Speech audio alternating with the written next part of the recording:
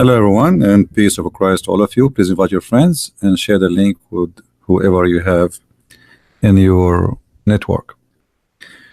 Today I did not make afternoon because we just have our internet.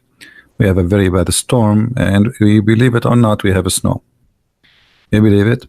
I mean, it's April, the half of April.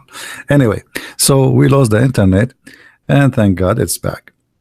The topic today is, what the purpose of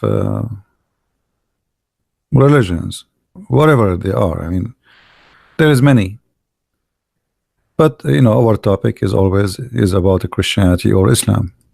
So, what is the purpose of Islam as religion? What Islam will do for us? If we look around us in this earth and see what happened to this earth since Islam came to existence, if there is any improvement, if there is things better, is Muslims in Muslim countries are happy? Did Islam provide something better for mankind? So we will discuss this, and we will discuss it deep, not just like a silly talk. Talk is very cheap. If you go to, like, I was searching in Islamic website to see which website will give me an answer for what is the purpose of Islam. All of them, they give you silly, stupid answers, have nothing to do with the question. There's God, you worship God. What is that? I mean, that's it. There's a God, we worship God. So God, He created us just to worship Him. Actually, this is what the Muslims believe. The purpose of Islam is just to make Allah happy. All of you are a bunch of toys for Allah. The Quran says, not me, that Allah, He created the human and genie, which is a funny creature we never saw. Allah, He created them both for one reason, is just to worship Him. That is the whole purpose of Islam.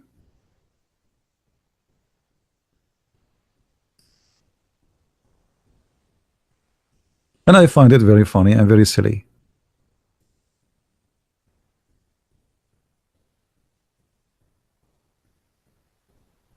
The whole purpose of a religion is just to worship a person, his name is Allah.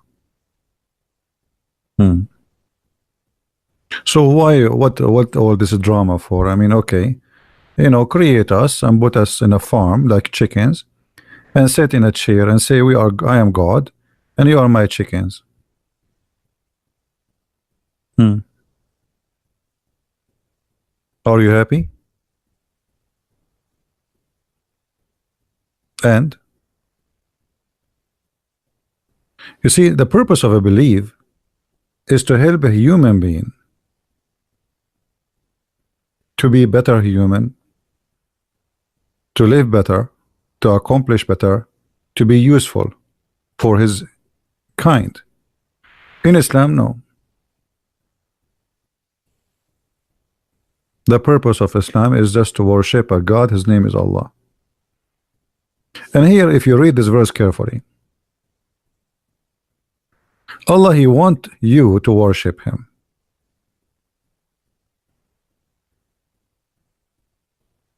In return, Allah in heaven, He will give you a couch for your ass, and He will give you unlimited food.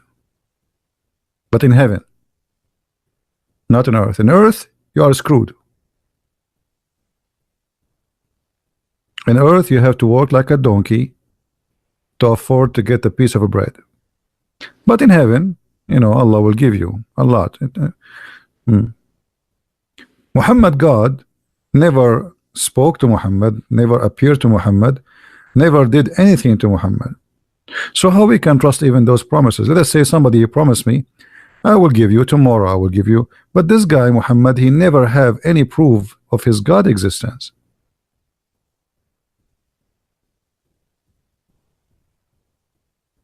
So if you are a dreamer who dream about heaven have a river of wine, and I don't understand why I will have a river of wine. I mean, what is the point of a river of wine? What about we have a bottle of wine a day? Two of them. 10. What I would do with the river? Is that just to exaggerate and to fool me? A river of wine, a river of milk, a river of honey. What I would do with river of honey? It's enough for me to have little tiny honey once a day. What river of honey? What I would do with it?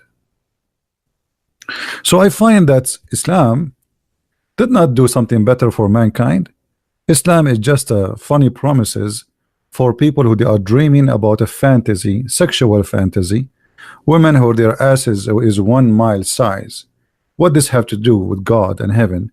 And how in the world that ass will make my life better in heaven? And how that ass will make my heaven heaven?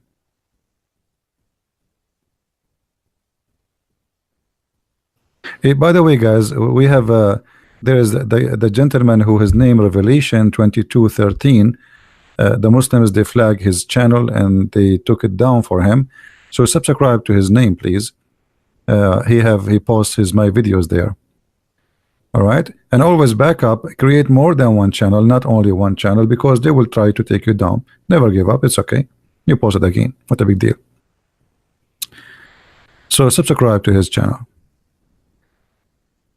Revelation. Post your name, Revelation. Say something in the text.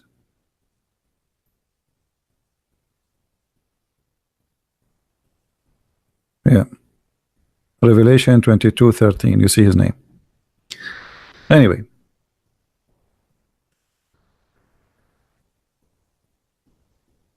So what is this Islam is about? I mean, here we go. I open the news. I see Muslims killing Muslims in Libya, Syria, Egypt, Morocco, Algeria, Mali, Nigeria, Afghanistan, Pakistan, Kashmir, Russia. And I'm talking Muslims about Muslims killing Muslims. But I'm not talking about Muslims now fighting with others. Just Muslims killing Muslims. Iraq, Syria, Turkey. I mean, what Islam did to those countries? Saudi Arabia. Mecca is one of the most dangerous cities in the world. And the people of Mecca, they are addicted to drugs as you will never believe. So what Islam did to us? Same time, if we do little examination of the cult of Islam, just to show you that Islam not only does not fit, does not do better, it make it worse.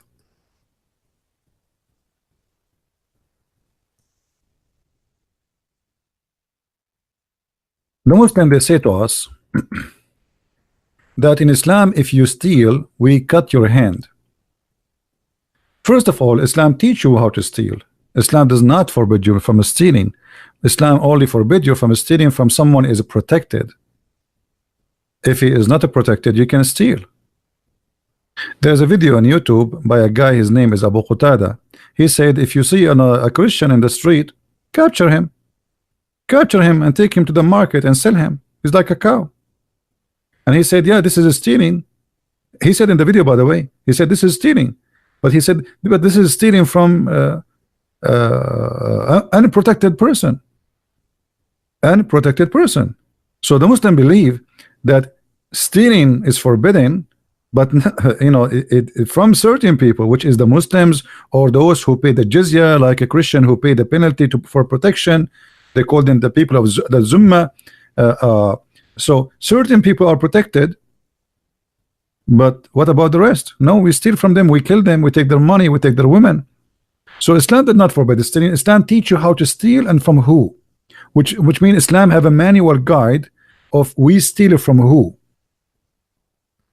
By the way, if there is a Abdul wanna call me, I wanna prove me wrong, just to let Muslims have their opinions be said in our program, I can go to Paltalk and let me know, and you can text me there and I will take your call from Paltalk.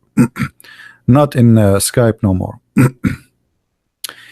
Read with me this hadith and let us see how silly this hadith is. The Prophet said that if somebody what is the hadith translation? I mean, look, I put the hadith is gone. What? I mean, you see Muslims when you translate, they are the most silly people. What is the translation? The hadith is narrated in the authority of Ammash, etc. What is the hadith? I wanted to read the hadith for you, but there's no hadith. They told us who said the hadith. I mean, have you ever heard of a translation like this?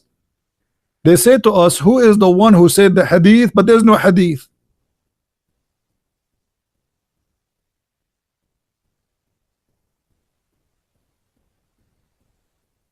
Welcome to the world of Abdul. Special intelligence. So how I'm going to read the hadith now? The hadith here in Arabic. In English, they said to us who said the hadith.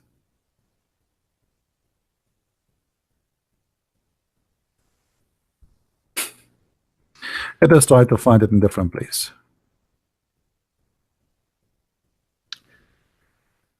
All right.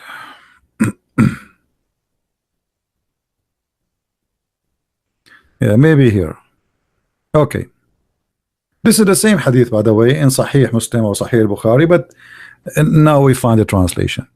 The Prophet said, may Allah curse the thief who steals an egg which his hand is cut off, or steal a rob which his hand is to be cut off. Okay, hold on. So if a person who steal an egg, we cut his hand. Muhammad, he attack his neighbors, he steal their women, he steal their money, he steal their sheep, and they did not attack him. He is not a thief. But if a Muslim, he steal from a Muslim, Muhammad will cut his hand. And what is the theft? Stealing an egg. Hold on. A person who steals an egg, he is not a criminal. He is a hungry man. Is that right, guys? What he would do with the egg? Why in the world you want to cut a hand of a human being because he stole an egg? Is that going to fix the problem? Okay, now the man, he stole an egg, we cut his hand. So what will happen to him now? He was not able to find food when he have two hands, and now what will happen to him after we cut one of his hands? Yeah, it's in front of you for one egg. For one egg or a rope, even a piece of rope, you steal it, he will cut your hand. Again, the Muslims can steal it from non-Muslims unless you are a Muslim who is under protection, which means you pay money for protection, like the mafia. Like, you know, actually the mafia, they learned that from the Islamic occupation for Europe.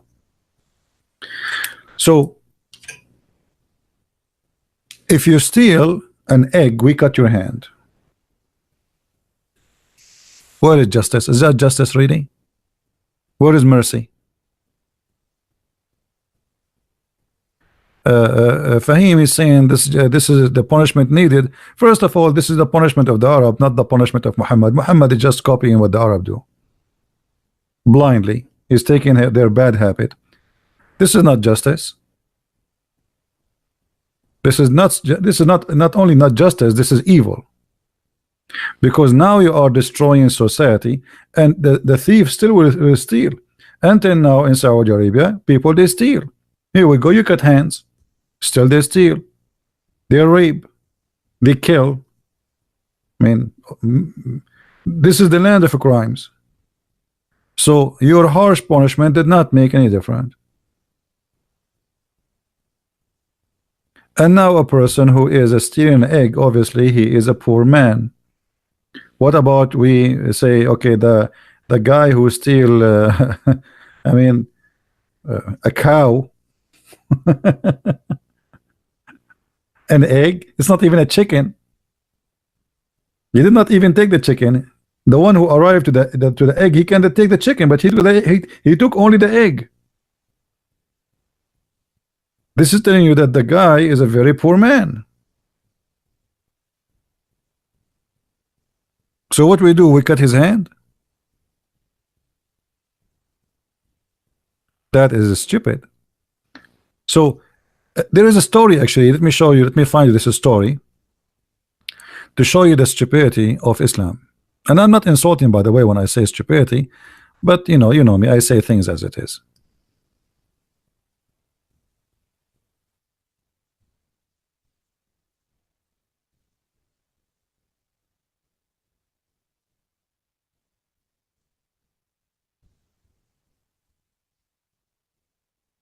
Let me show you different hadith.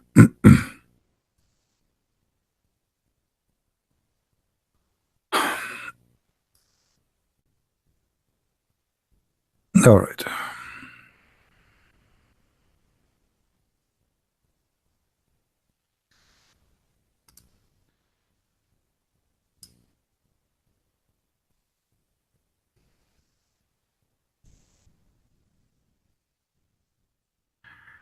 This is a story about a guy supposedly who steal, and this is a Sahih story. So they cannot say, you know, we reject and the garbage they say always to us. So this is story supposedly a person who stole. A thief was brought to the Prophet. He said, kill him. Here you notice something very wrong and very stupid about the Prophet of Islam. Anyone notice what is the problem? Anyone notice what is stupid about this conversation from the first line? From the first line. Kill him? Okay. Aren't you the one who said to them, if somebody stole, we cut his hand? So why you are saying kill him? Here, Muhammad playing as God. He is Allah. You see, he's showing you his power. Kill him. As if he's a chicken, like kill him. But the Muslims here, they want to show you that how much Muhammad he knew the future. But the Quran says Muhammad he know nothing of the future. That's a contradiction for the Quran. But let us see what will happen. The people said he has committed theft, which means only like, why you want to kill him? So the Messenger of Allah said, okay, cut off his hand. So his right hand was cut off. He was brought at the second time, and he said, which means he stole again, and he said, kill him. The people said he has committed a theft, which means we cannot kill him. Aren't you the one who told us only we cut his hand? Or, by the way, not only cut his hand, the Quran says you cut his hand or you cut his limb from opposite directions. So he said, okay, then cut off his foot. Look at this madness. You stole it. The guy, he stole it twice. So now he have no hands, he have no foot. Okay, now let us say this guy will never steal again. So what we did? Is that going to help us to be better human being? Is that going to fix the humanity? Is that going to show the mercy of Allah? Now we have a person, maybe have a family, maybe have a children, and now he have no foot, and his right hand is gone. So his left foot, his right hand.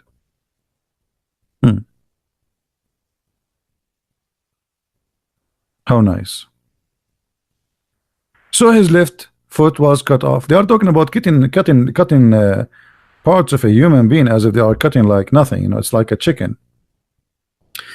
Then he brought for the third time.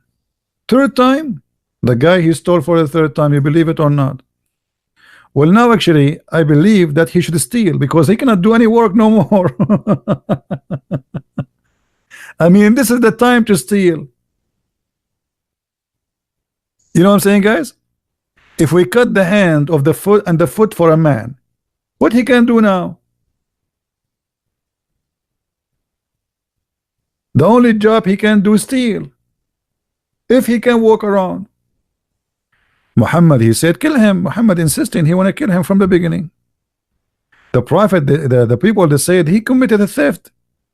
The Messenger of Allah said, okay, well, cut off his left hand. So the guy now, he have two hands gone and one foot, his left foot. How merciful. So now we have a guy, he have no hands. He have one foot. Beautiful. This is justice. Then the guy, they cut off his hand. So now he have no two hands is gone and one foot. Then they brought him for the fourth time. For the fourth time. I mean, just to show you how stupid the story. The guy, he have no hands no more. How he can steal?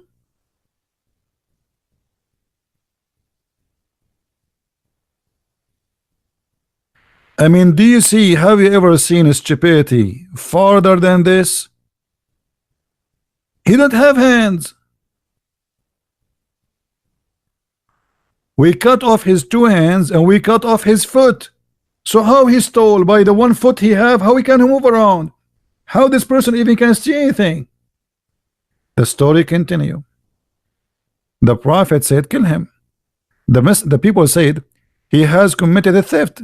So Messenger of Allah said, okay, cut off his foot. So his right foot is cut off.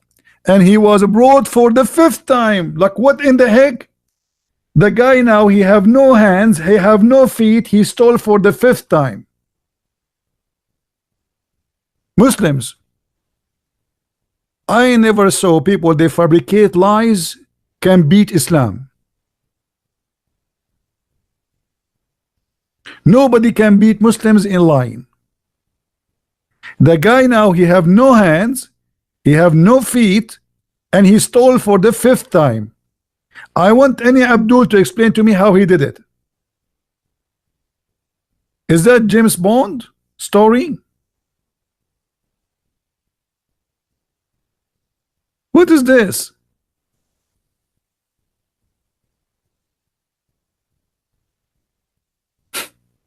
The man, he have no hands, he have no feet, and he stole for the fifth time. And then we dragged him and cast him into a wheel and throw stones over him. Look how nice, how merciful those people. So the poor guy now, he have no hands, he have no feet, and he was accused of stealing. But here we notice something very stupid. If this story is true, let us you know, the Muslim, they say it's true, so let us make it true. Anyone notice how stupid this story is? Additional to that, there's no way the guy, he can, you know, steal. Shouldn't Muhammad, he should ask? Muhammad is a smart man, right?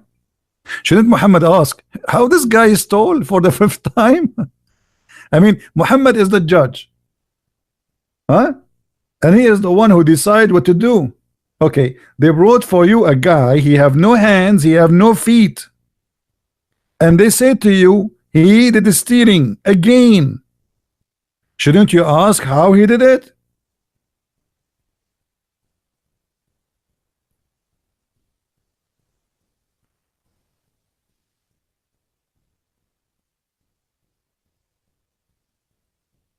Do we have any Abdul? Any Abdul want to explain to us the stupidity here? I mean, who is the stupid here? The one who report the story, the one who made the story, the one who fabricate the story, or the one who is the judge? His name is Muhammad.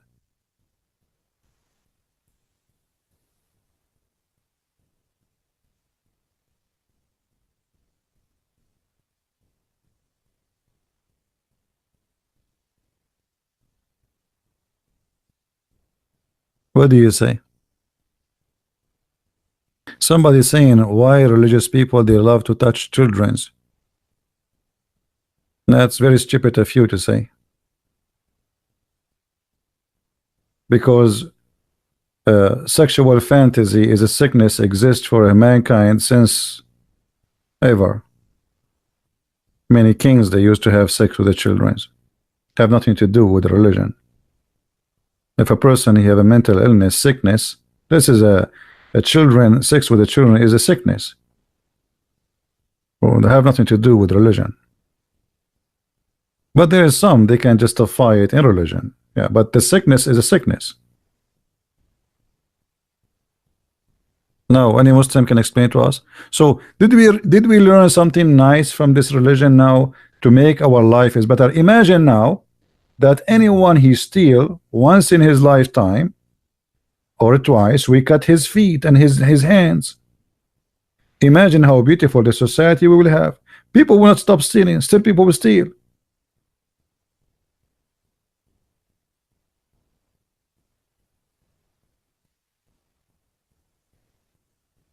Right?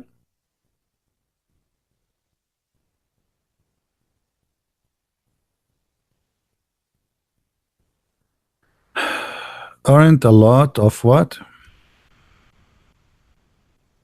Of theories about Jesus in the Quran taking agnostic gospel, e.g. the gospel of Thomas. My friend, Muhammad, he never met Christians. Muhammad, he met people who they are called Nasara. And Nasara is a Christian cult, the same as Jehovah's Witnesses. And he adopt what those people, not all of it actually, he adopt what he like. Muhammad is a person who is doing business. You see, today there's something that's called copyright, which means if I have an idea and you stole it from me, I can take you to court, and you know, I can make you face a consequence of stealing. Muhammad is a thief. He stole ideas from all people around him. So he took some from the Nasara, which is not a Christian, they are Christian cult. He took some from the Jews, some from the Sabian, some from the Arab pagan around him. I mean, some from everybody, and this is what Islam is about. Arab is a some. As you see, this punishment, by the way, this is an Arabian punishment. The Arab before Islam, they used to cut the hand if somebody stole an egg. Muhammad, he took it, he practiced it as it is. He made it as Allah told him. Now,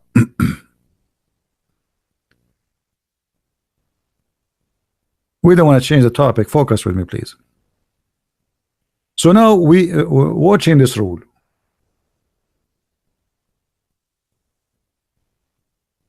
What kind of rule is this rule is? You know, I mean, that's it. The guy, he come to you, he said to him, kill him. Is that what judge do? Muhammad is acting as if he is God. He knew the future. He knew that this guy is going to steal 5 times, which is impossible. So he said from the beginning, kill him.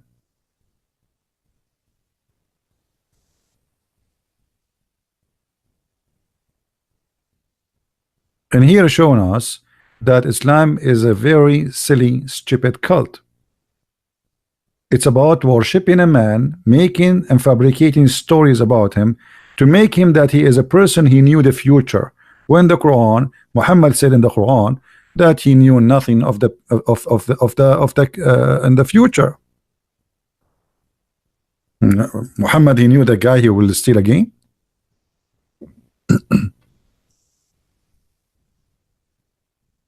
Do he know? Any Muslim want to say something? Do Muhammad know the future?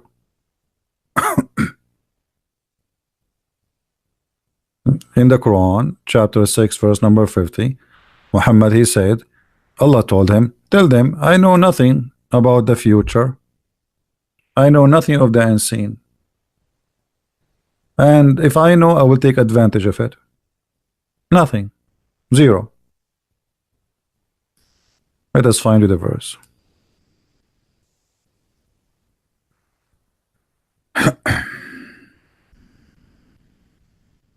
Anytime there is a Muslim, we feel like he can qualify to talk to me. Feel free. I will be happy to take your call in Talk.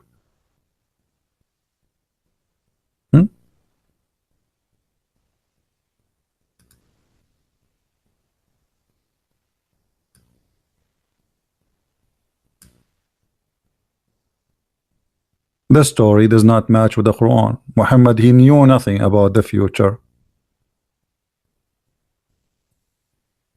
So why the Muslims lie to us? Unless you want to tell me that Allah, he sent him a special verse about this guy and he gave him in details that he will steal 5 times. If this is the case, show me.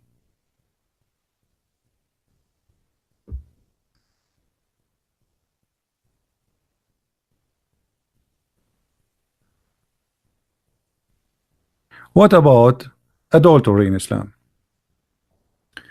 How many of you believe Islam forbid adultery? Muslims, who they are in the chat. Did Islam forbid adultery? Did Islam forbid adultery? Is it haram? Haram means forbidden. Is it forbidden? If you ask any Muslim, they will say to you, sure. Adultery is forbidden. That's a big fat lie. Islam promote adultery. All what Islam did, the same as we spoke about stealing. You cannot steal from certain people, but you can steal from other kind of people. Adultery is the same. Muhammad, he made adultery legally exist. So in order to do adultery without being punished in Islam, you have to do it in Islamic way. And this is one of them. Muhammad, he said, any man and a woman, they agree to have sex for fun for 3 days or 3 nights, do it. And if they like to continue longer, if they agree, go ahead for it. So if you don't do it with this agreement, you are committing adultery. But if you agree, but isn't it, this is what prostitution is? This is called muta. You have to pay the women certain amount of money in return for a certain amount of time doing sex. To make it simple, you have to say, I want to sleep with you for 2 hours. You have to mention for how long. She have to say back to you, I agree to sleep with you for 2 hours for the amount of etc. If both of them, they say the same sentence, agree on the same thing, that is halal.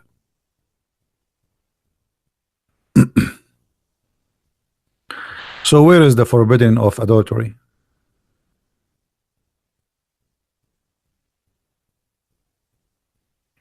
Only when marriage is allowed. Look at this guy Fahim. So your prophet, he have 13 women for what? Only when marriage is allowed. I mean, those Muslims are really funny. Actually, the Quran never say go and marry. The Quran says go and if. The F word, F2, F3, F4, and if you cannot afford it, then for 1.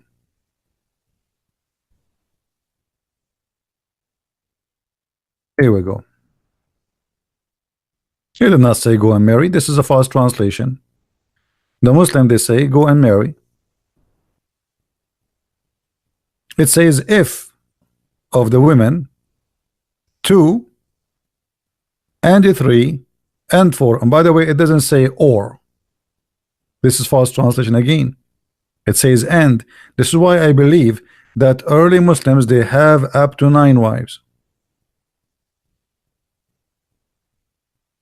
I believe all early Muslims, they have up to 9 wives.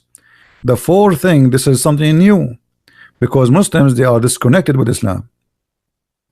Because anyone who speaks Arabic, he will notice right away, it doesn't say or, it says wa, mathna, wa, thalath, wa, ruba. 2 and 3 and 4. What is the total? 9.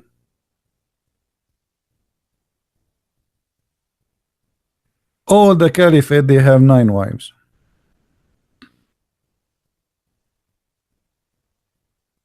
Together.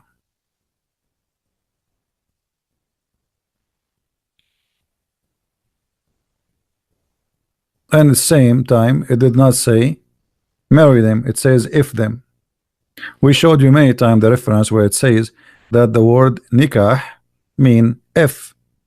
If.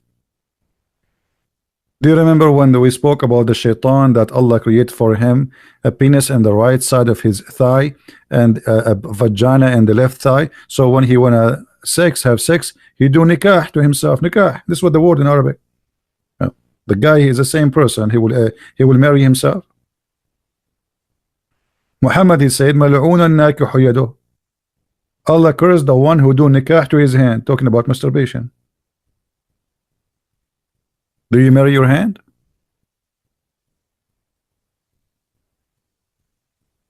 So when this guy, he says to us that in Islam only one is allowed, that's stupid. I mean, everybody knows that Muslims can have now 4, but I believe the Quran never said 4. The Quran says 9. This is false translation. If we change the translator, let me show you how translation changed from Abdul to Abdul, and it is going to make a big difference. Change the translator, change the Abdul, translation change. This guy is saying or. No, doesn't say or. Let's see different one. And sometimes I feel like they copy each other. I think they are fabricating translation.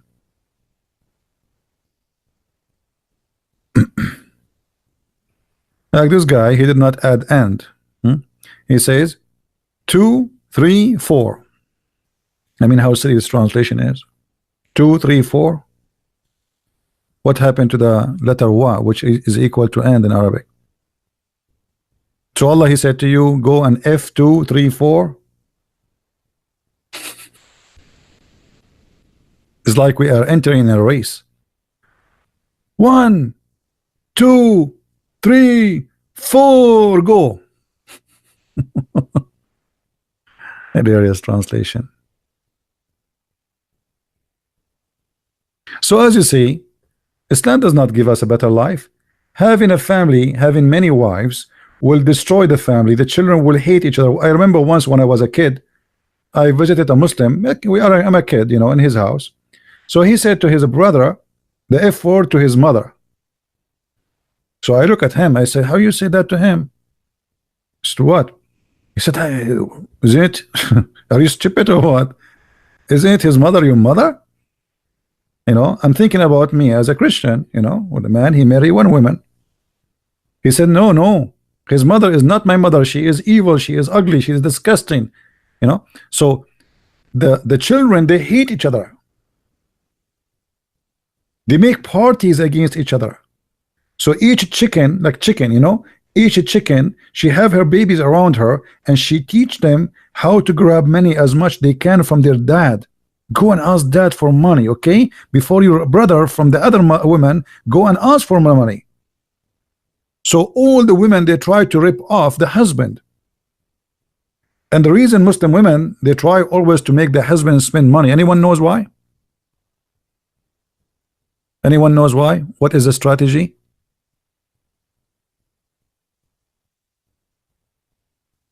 Who knows?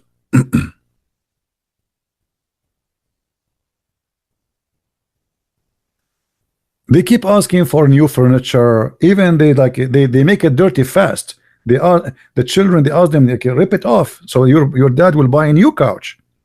Why? Because if he's saving money, then he will go and marry a new wife. Newer, younger, more beautiful. The old one, he sent her to her mother. Hey, go to your dad. You are divorced. So if he have money, he will get more women.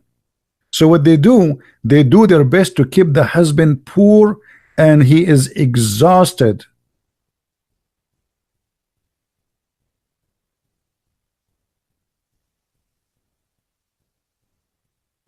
I remember once a Muslim lady, she asked my mother, she said to her, those couches you have in your house, they are here for long. Why don't ask your husband to to change them? And my mom, she said, why he will change them? They are good. He said, didn't you know men they if they save money, they will go around. He said, not we don't do that. This is in your case. He cannot marry anyone except me. That's it. We are Christians, remember. The Muslim women, I remember once, this is in the kitchen, a Muslim woman, she come and she walked to help my mother, like she gave her like a maid. So she told her, I really am, I feel like you Christians are lucky. So my mom, she said to her, why? She said, for us Muslim women, We are not sure if the food we are cooking, we are going to eat from it. What if he came back from, for some reason he is angry? He divorced me even when he's outside. He have a fight with a friend, he might divorce you. This is what the Muslims do. A Muslim, he said, like, let us say you are doing something like, I swear by Allah, if this is true, I'm going to divorce my wife. Like, what she have to do with this? Even she have nothing to do with it. She got divorced. So she is cooking the food, but yet she is not sure she will eat from the food she just cooked. So Islam did not give a security for the family and did not establish a family. The purpose of marriage in Islam is not marriage. This is why he did not use the word marriage. He used the word sex. F them. Another rule will show you Islam not only stupid and not only did not help us for better. What about this rule?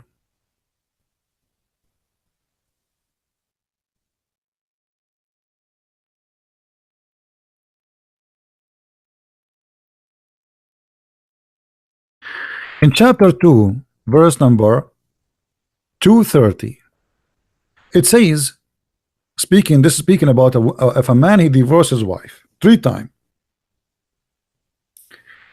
the woman, she cannot go back to the husband who divorced her unless she find a new husband and he F her. And after he F her, he divorce her. And after he divorced her, she can go to the previous husband. Any Muslim can tell me how smart that is? Is that going to make my life better? Is that how we protect women? The Muslim, they say to you, oh, there's men, they are abusing the right of divorce. Or you are the one who make them abuse it because you made it so easy. You say the word divorce, she is gone. That's it. Secondly, why you don't, if you are protecting the women from divorce, what about you say if you divorce her once, huh? That's it, you cannot have her. What is the point of going and sleeping with someone else? What is that? What is that will do?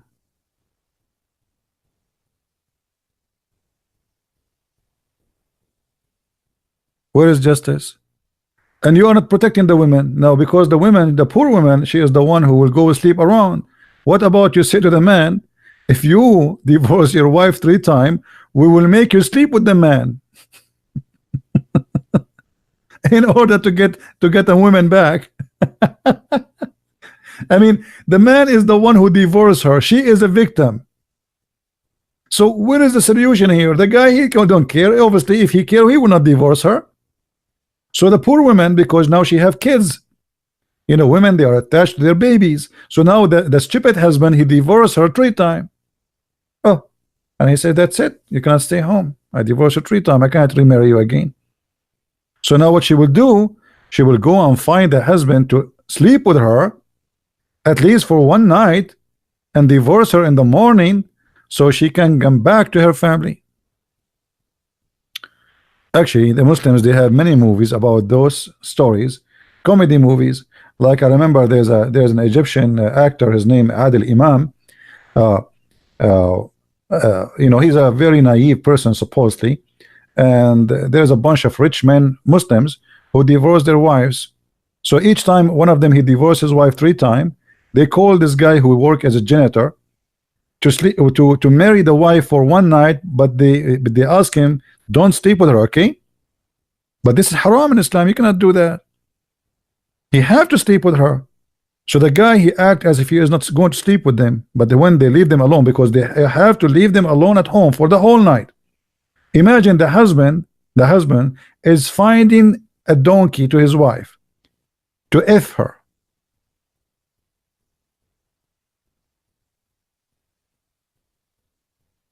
Any Muslim who speak Arabic, he knew what I'm talking about.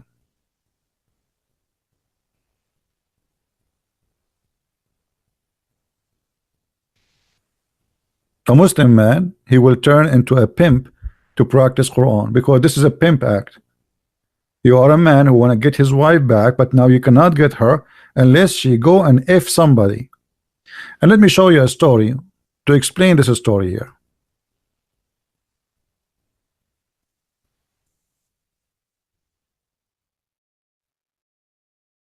This is Sahih al-Bukhari.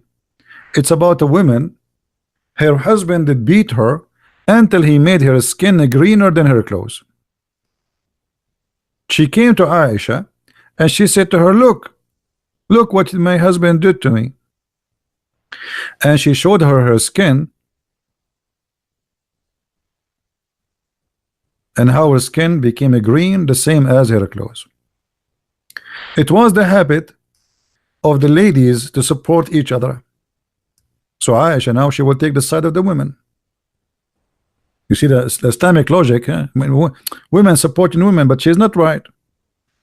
Allah Messenger came, said, Aisha, she said, I have not seen any suffering women suffering as much as I believe in women. Look, her skin is greener than her clothes. From what? From beating. The Muslim, they lie to us and they say, you beat them lightly. Now, did the Prophet of Allah say to him, shame on you? No. Actually, some stories he says, because of this story, he gave him a verse to beat women. When Abu Abdurrahman heard that his wife came to the Prophet, he go there too. And the story, continue. And then the guy, he says, by Allah, or Allah Messenger, she had told a lie. Told a lie about what? She claimed that he cannot have sex with her. I am very strong. I can satisfy her, but she is disobedient and she won't go back to Rif'a. Who is Rif'a? Anyone knows who is Rif'a? Rif'a is the previous husband. Look at the Islamic drama. You see the wise Muhammad, what he did? So now this woman, this woman, she refused to sleep with this husband. But why?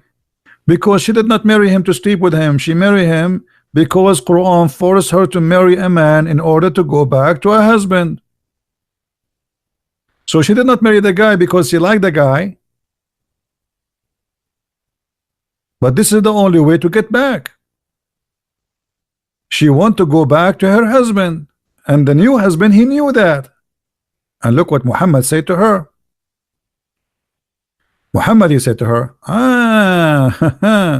if this is your intention, you know that this is unlawful for you, haram, for a haram.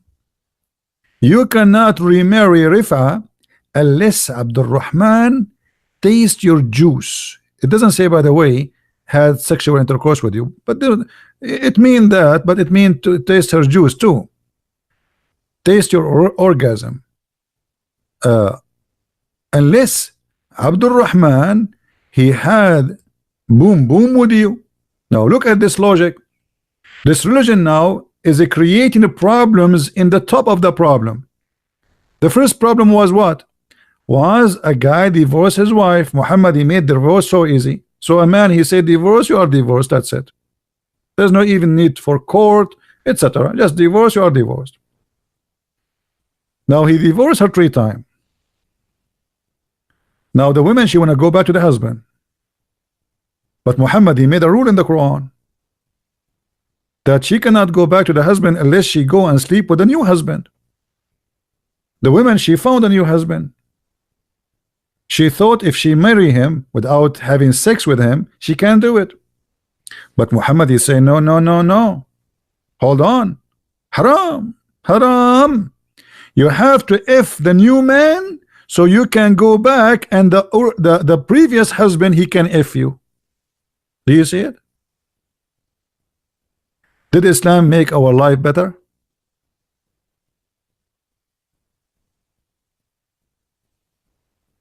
Is that a solution for a problem, or this is now became a problem?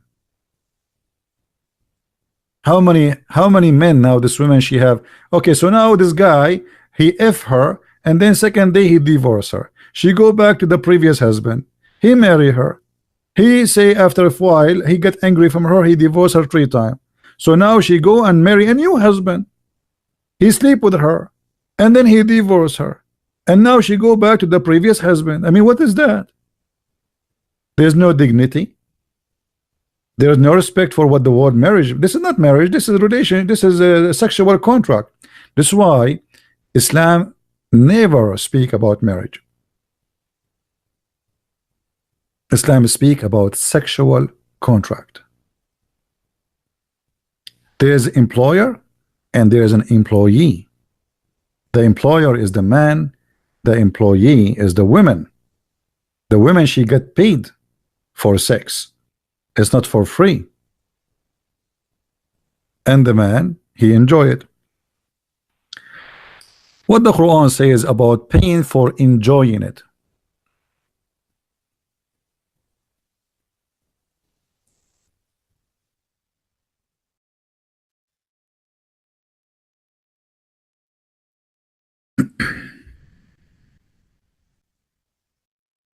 Enjoying what exactly? Chapter 4, verse number 24.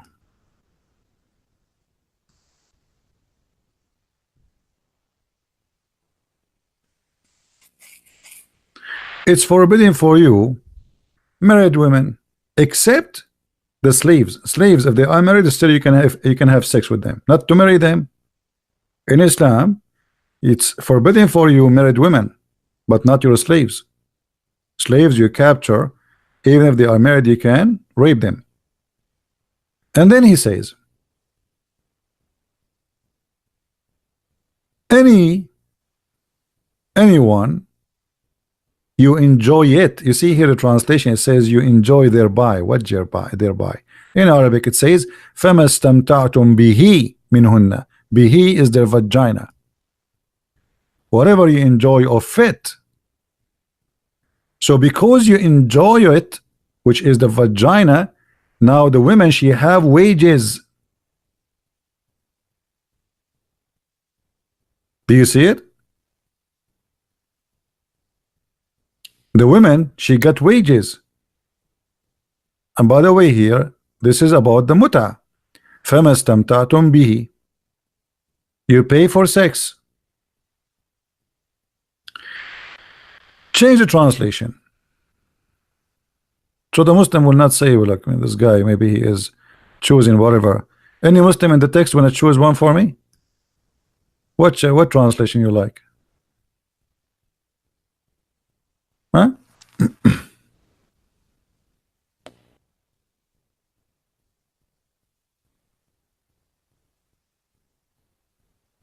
Any Abdul? So those whom you enjoy, you enjoyed sexual relationship, give them their wages. Do you see it? So what the purpose of this contract? You do sexual intercourse, you pay the women their wages.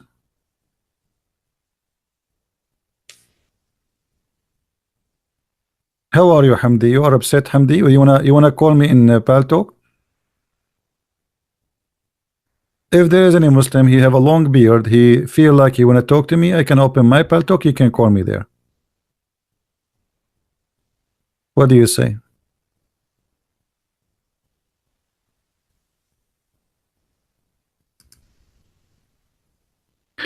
Everything forbidden or hated about the West will be their hidayah in paradise. Okay. You see, just to show you how silly the Muslims look, let me show you this. This guy now supposedly is I mean, is that a wisdom? Everything forbidden for Muslims, forbidden or hated about the West, will be their hidayah in paradise, which means it will be in your guidance. Actually, you Muslims in the West, there is many things forbidden, which is good. As an example, in the West, you cannot have sex with children. In Islam, you can. Correct? So, you know, you claim that you are better than the West. In which way? In which way you are better than the West? In Islam, you can beat your wife. Quran chapter 4 verse number 34. You claim you are better than in the West. Okay, let us see if that is really something good. You see, in the Muslim translation, they say to you, when a woman you fear her obedience, first admonish them. Next, if you refuse, share bed, share bed with. But the Quran never says first and next. You liar. Where is the first? Where is the second? Where is the third? Beat them. Beat them. Scourge them.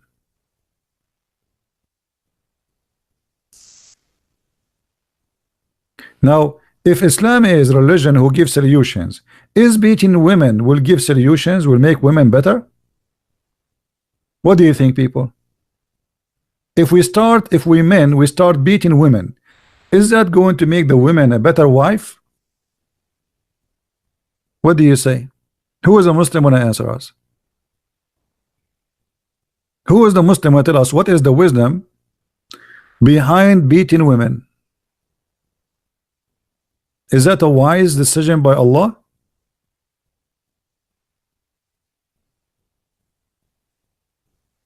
CP favorite verse.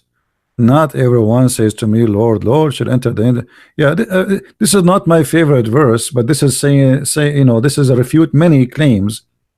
All the Bible is my first, every word of the Christ is my favorite verse.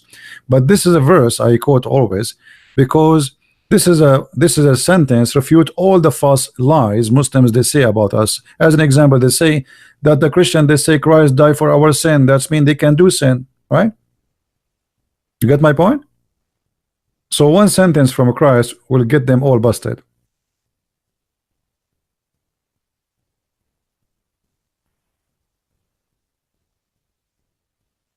No.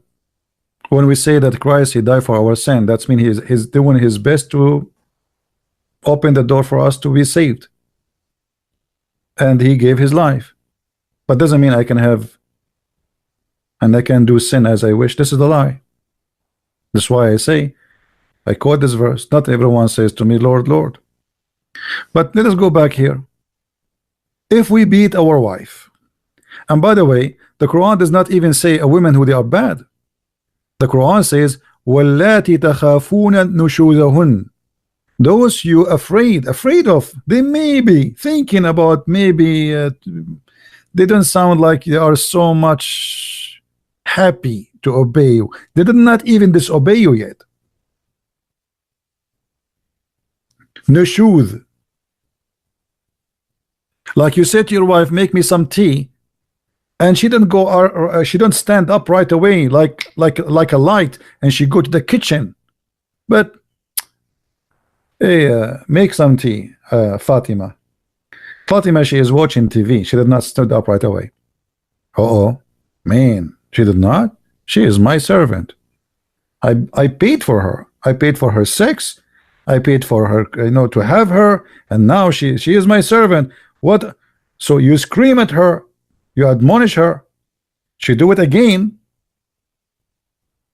then you jail her in the bedroom. It's not about don't have sex with her. It's about jailing them. اهجروهن في المضاجع. Jail them in their rooms. Or if you want, just beat the hell of her. The Muslim they say, no, we beat them lightly. We beat them lightly. What is the word here for beat them lightly? Anybody can show me? The Muslim can show me the word lightly? We just showed you the hadith where the guy he did beat his wife until her skin became a greener than her clothes, and Muhammad took the side of the husband. Correct, guys?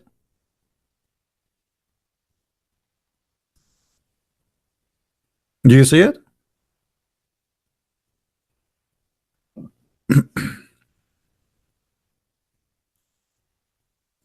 Do we have any Muslim here? Who is a Muslim man? He is proud to say, I am happy to see my mother getting beaten by her husband, regardless who is her husband, your father or somewhere else. I want you to be honest.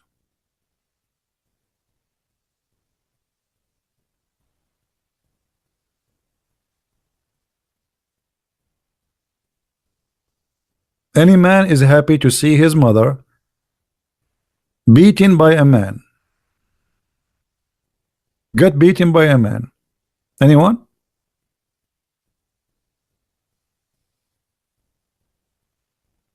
Are you going to be happy to see such a scene? Are you going to stand watching the husband of your mother beating your mother? Be honest with me. Is that the dignity Islam gave you?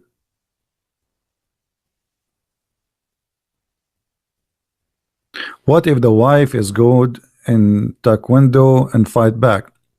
Yeah, but Islam did not give her right to fight back. This is the issue.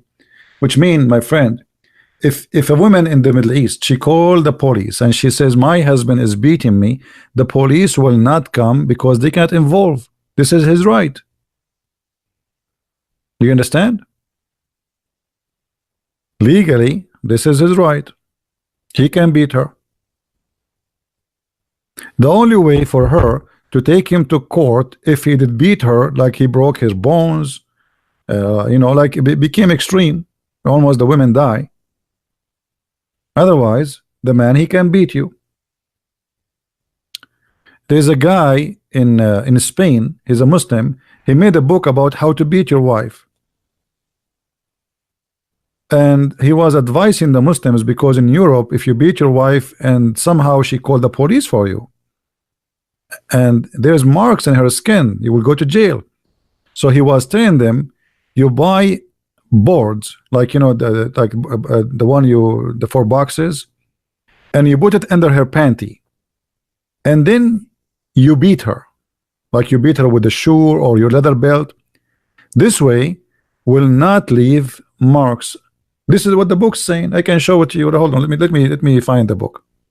Give me a second. Teaching men how to beat their wives in Europe.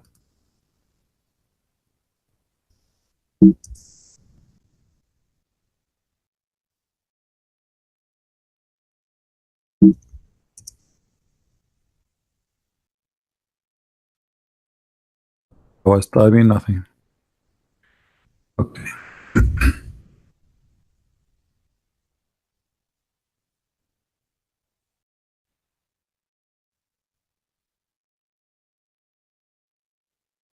All right.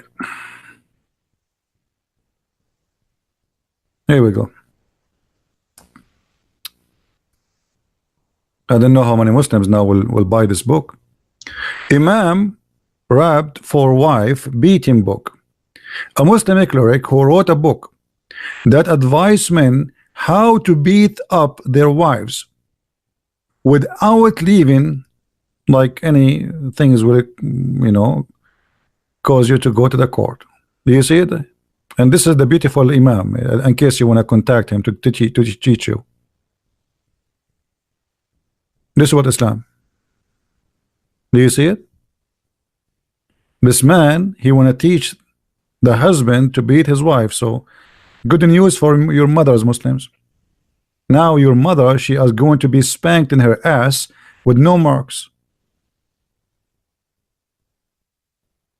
I mean, obviously Islam make me feel proud. So is that going to make our life better? Men beating women? And why? You ask, you know, like you ask a Muslim man, why you can beat your wife? He says, don't you beat your child?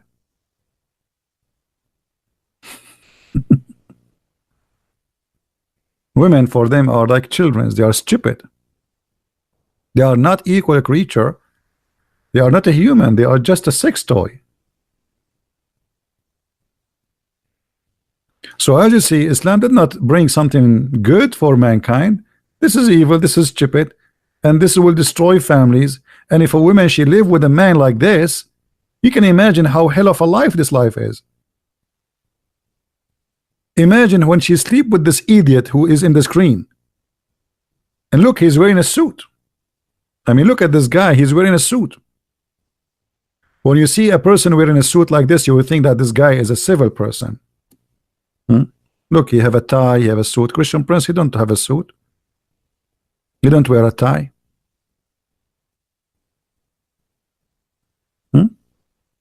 This is what Islam? And that will make the family. What will happen to the human being who is a female woman after you beat her? How she will feel? You Muslims, your God Allah, he have no dignity. So because you have a penis and she don't have one, and you are physically stronger, you can beat her. What if the woman, she is stronger than you? Can she beat you? No.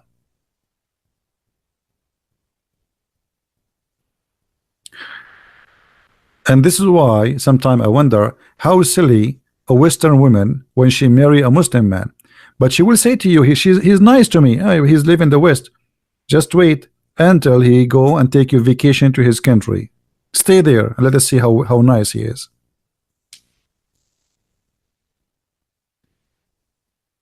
There's a movie. It's called Not Without My Daughter. I don't know how many of you saw it. It's about an American woman. She married, and this is supposedly a real story. It became a movie. She married an Iranian Muslim doctor. In USA, he was very nice, etc. He took her to Iran. He treated her like a goat. In the West, you can call the police for him. In a second, they will be at your home. And there, if you call the police, they will arrest you. Actually, in Islamic countries, if the women leave the house without permission of her husband, he will call the police for her, and she will become, her name will be announced as wanted, and she will be arrested in any police checkpoint. They call it in Islamic countries Baytut Ta'a, the house of obedience law. The house of obedience. Which means the police will go. Let's say your husband, he did beat you, you get upset, you took your stuff when he is away, you go home to your dad. The husband, he can bring you like a goat. He called the police. The police, they will go and they will find you. And they will arrest you as a criminal. And they will come home and they will deliver it to your husband so he can beat you again. So what is the purpose of Islam?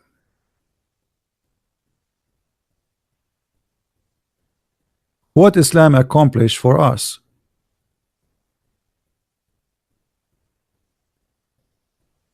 You know, let me tell you something. A man who beat a woman, he is a coward. Now I understand that there is some women, they are crazy. They can be. You know, maybe they are the one who will beat you. If somebody want to beat you, defend yourself. I mean, whoever the one who will beat, a woman or a man, I believe everybody have the right to defend himself. So if a woman, she is a crazy, she want to beat a man, well, the man, then he can defend himself. But to say go and beat women, that is disgusting.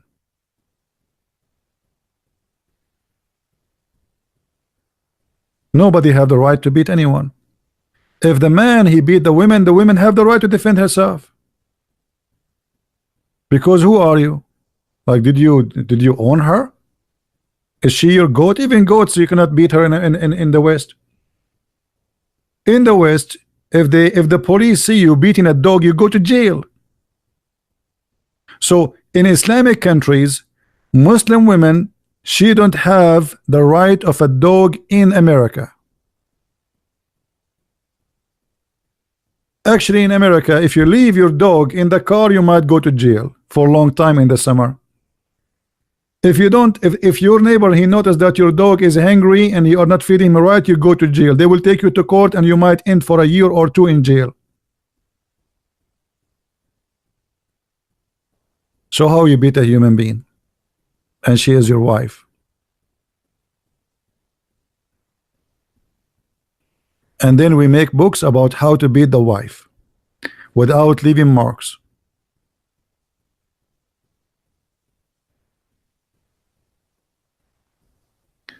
Muslims, be honest with me. How many of you right now searching for this book in Amazon?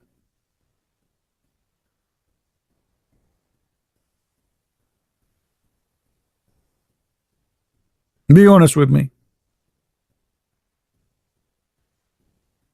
This person, he is inspired by Allah. He is doing what Allah said. Allah said, beat them. So who's wrong? Who is a Muslim? He is willing to be brave enough to say this is disgusting.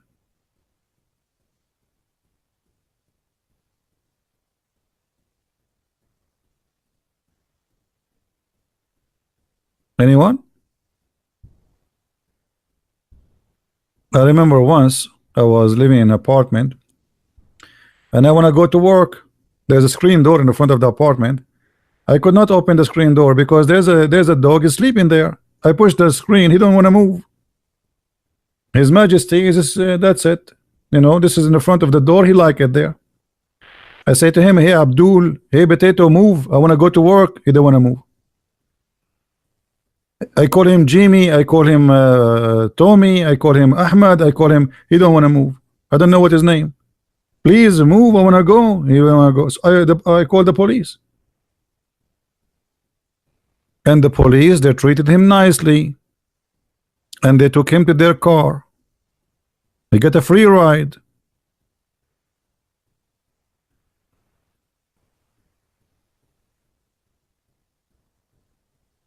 This is a dog.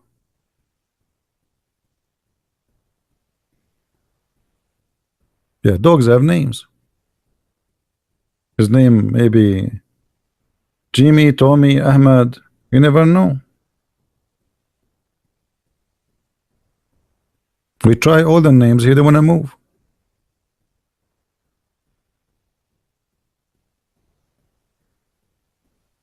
So what's wrong with you Muslims? What is good in Islam? What about having sex with the children? What about having a child wife?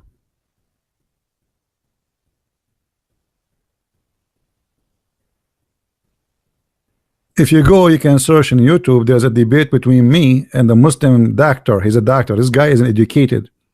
He was saying to me, what's wrong with having sex with the baby? Baby girl, she is 1 day old.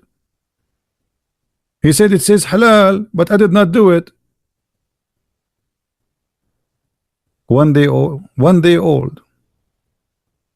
As long you don't do intercourse, it's okay.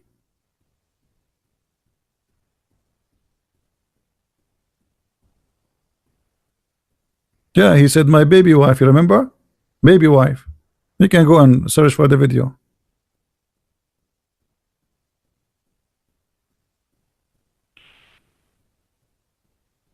What do you say?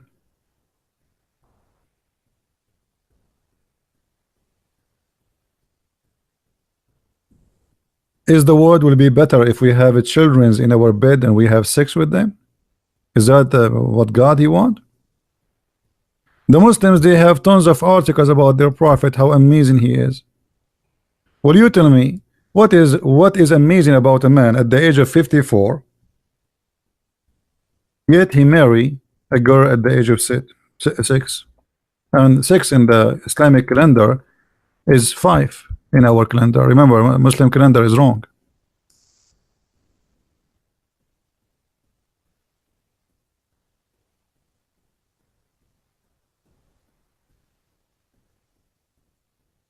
What made a man who is busy spreading the religion of Allah think about having little child in his bed?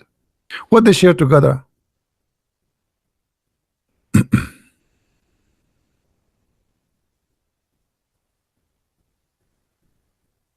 Any Muslim can tell me what Muhammad he share with this little child? I mean, what is the what when we say marriage? You know, marriage is what? I mean, there's two people who they want to establish a family. Okay, how a child, she is 6 years old, can establish a family with a man he is 54 years old, and what he liked about her? I will tell you what Muhammad liked about her. Anyone remember where Muhammad he said to a man who is happily married, why you don't marry a child wife?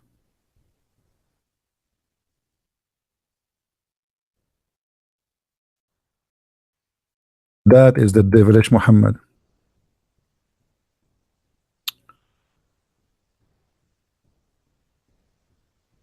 Muhammad There's a guy of his companions. They were doing attack on the neighbors, stealing their money. And their way, he noticed that this guy, his name is Jabir. He is in a rush. He want to go home. So Muhammad, he said to him, Jabir, have you married? The man, he said, yes. The Prophet again said, a virgin or previously married? What's your business? Look at this question. If Muhammad is a decent man, is that a legitimate question? What does that mean? You want to know if she slept with someone before or not? Is that your business? What this question is about? Evil.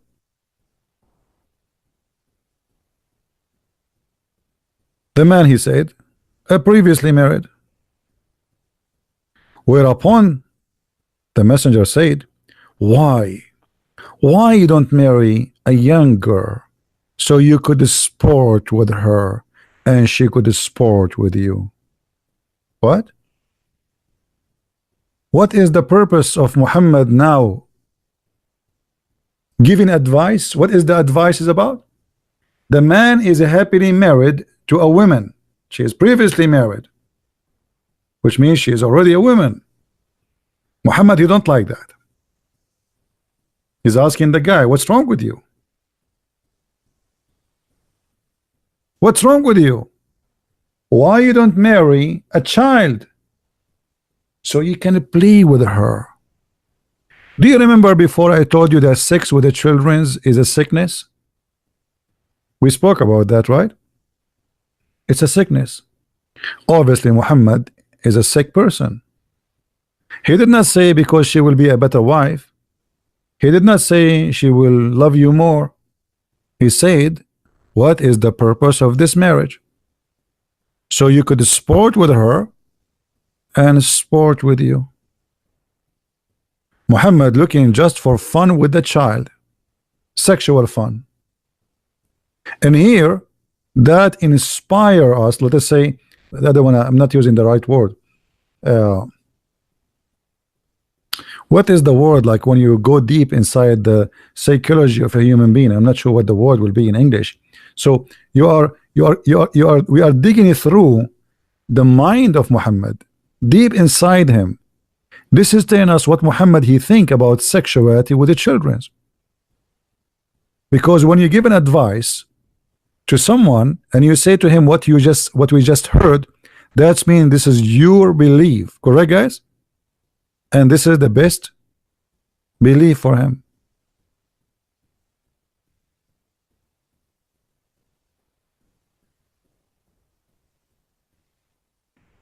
It's so clear that Islam make us more sick. Islam legalize being sick child molesters. So now the purpose of marriage is not about finding a woman she fit to be equal to me to have a life. No, it's about sporting with her and sporting with me. Do you see it?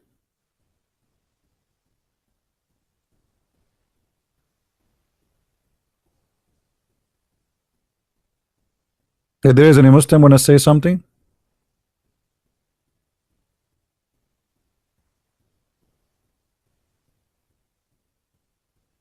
Any Muslim have an answer for this? And then, by the way, the guy, he got him busted. He said to him, I wanted to marry a woman because my brother, he left me a bunch of children, so I'm not going to marry a child to be with the children. You see, he said to him, my brother Abdullah, he died fighting for you, and he left for me 9 or 7 daughters behind him. I therefore did not approve the idea should I bring a girl, which means a child. Do you see it? Like them. Do you notice? It's not sporting like, sport. It's like you're playing with her. تلاعبها. Just to have fun with her. This is the whole. This is what the word in Arabic. So they translate it as sporting. Play with her. So the guy said to him, I have nine orphans in my house. They are the daughters of my brother. So I cannot bring another child with them. Do you see what happened? So the man is a wise man. Muhammad is evil. The man is a wise man. He marry a woman so she can take care of the kids. Muhammad, he don't like that. He want him to bring a child, so because it's fun for Muhammad to have a child for as a wife. So you play with her. And here you notice something very, very disgusting. Why a person he like to marry a child? Anyone knows? Think deeply with me. Why really a man he want to marry a child if we can call it marriage?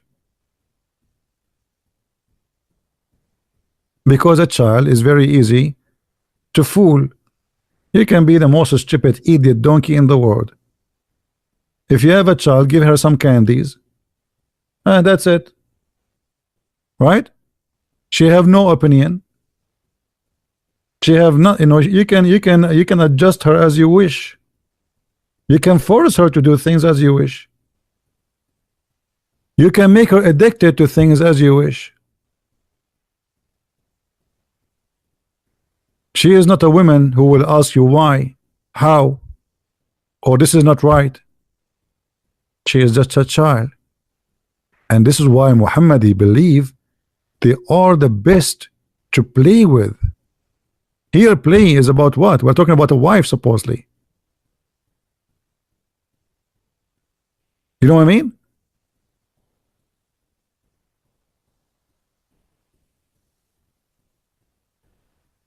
When you are a child, you know, you are very easy to control. Do this, don't do that. There's a big guy in front of you saying to you what to do.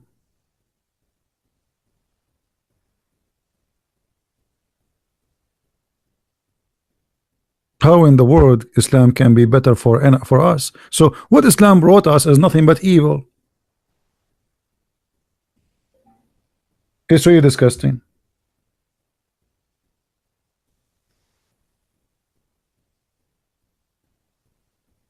Any Muslim can prove me wrong.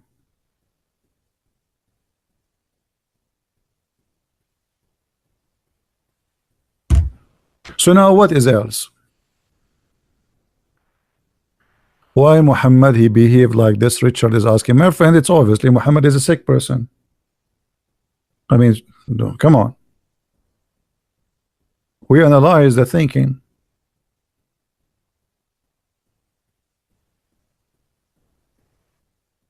You see, everybody in this world he think in his own way. As an example, I bought in the winter. I bought a bird feeder. It's called bird feeder, right? But if I am a person who enjoy killing little birds, I will put the feeder and then I will kill them. You know, I will make the feeder a trap. The feeder is meant to be feed the birds, not to kill them. But depending, you're thinking, what do you want? So everything around us is exist, and we can make what we do legitimate if we are evil. So Muhammad he made it like now he is teaching the Muslims the purpose of life, the purpose of Islam. This is the best way to enjoy life. You know, you bring a child and you play with her. And now a Muslim who believe Muhammad is the best of mankind, he will believe this is the best way to live. This is the Prophet talking.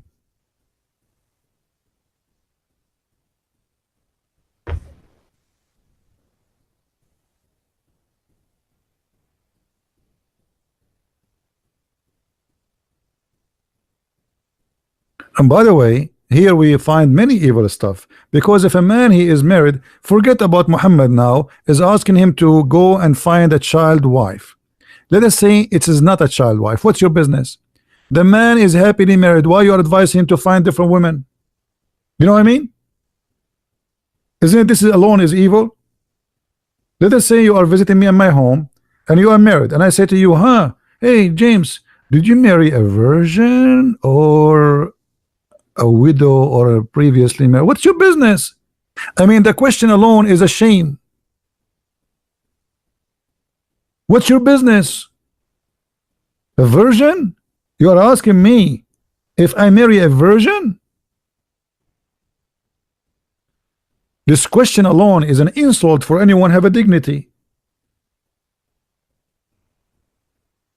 And then you give an advice. Huh? You marry a woman previously married. Why you don't marry someone else? What's your business? I mean, this is the devil. This is the devil. The devil, he tried to spread hatred between a wife and husband. That's what even the Quran said.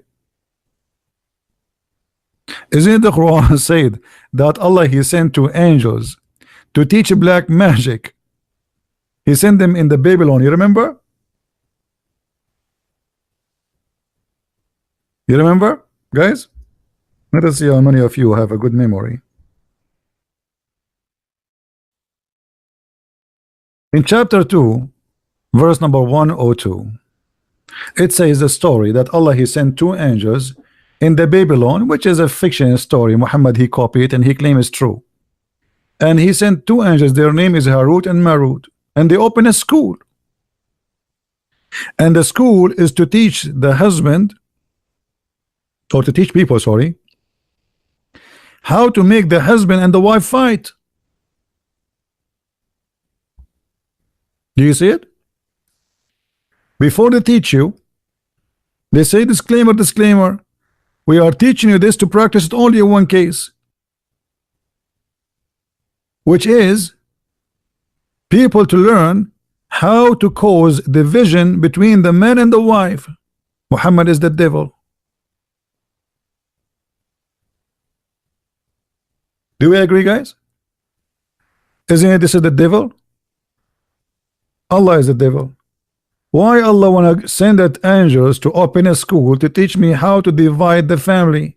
Look, while Jesus saying the man and even the Old Testament that the man, he will leave his parents and they will become a khad, they will become one. So why Jesus saying that we became a one, Muhammad is saying divide them? Because if we go back to this story here about the guy who is Muhammad saying to him, why you don't find a child? This guy now will go home if he is a bad person or he is a stupid, and he start thinking about the advice of Muhammad. What will happen next? You know what I mean, guys? What will happen next? After this conversation, if this guy is not smart, he will go home and say, the Prophet, he advised me why I don't go and get a young girl. Huh? This is the devil. The man was happily married until Muhammad, he got involved.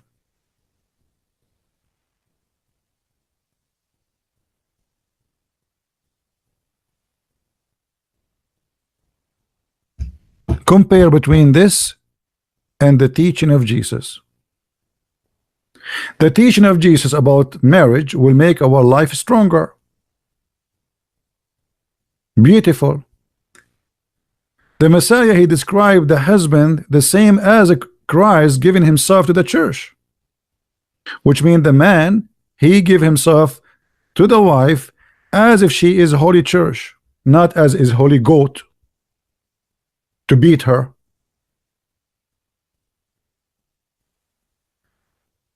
The woman in Christianity, she is a partner forever, and this is how it's supposed to be. The woman in Islam, she is just to sport with her.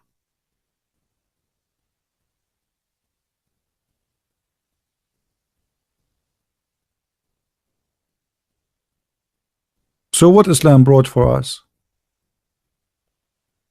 If you go in the Middle East, Christians are a minority, but they are the most successful people. Why? Because family is strong. One husband, one wife, and the family, they are in love with each other.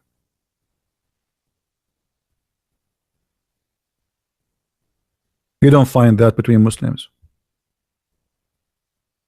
Many wives, many children, and the children, they hate each other. Parties.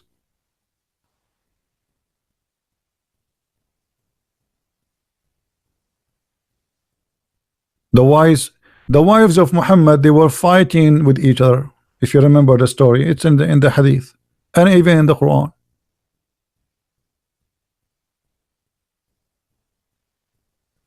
What else? Any Muslim can give me something good about Islam? I mean, I don't see anything good. There's no marriage. There's no loyalty. There's no life. Everything is about living, like we take advantage of the weak. Islam is about the strong taking advantage of the weak. The strong is the man, the weak is the women. And Islam made the women weaker. If you guys, the Muslims, they say to us that Islam gave the women their rights, and the Muslims, they made books about that. This is a stupid statement. The women in Islam, she is beaten. What right? The woman in Islam, she can't even leave the house without permission of the husband. Muhammad, he said, no nation will be succeed if a woman she lead them. But Muhammad himself, he used to work for a woman before Islam. Just in the time of Muhammad, Khadija, she was a businesswoman. Muhammad himself, he worked for her. What happened after Muhammad married Khadija and Muhammad said, I am a prophet? Women became inside a plastic, or let us say a burqa container. Even in Saudi Arabia, they were discussing that shouldn't we change the burqa from 2 eyes to make it 1 eye? 2 eyes is too much.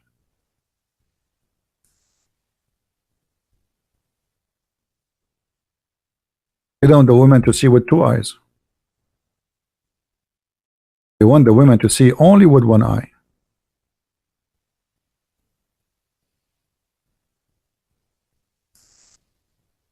And maybe some of you think I'm joking. I'm not.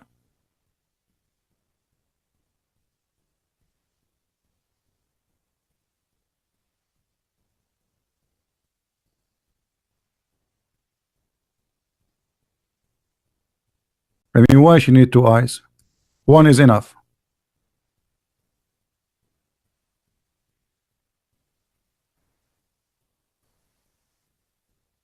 One eye. And if they can close the second, this 1 eye, they will close it.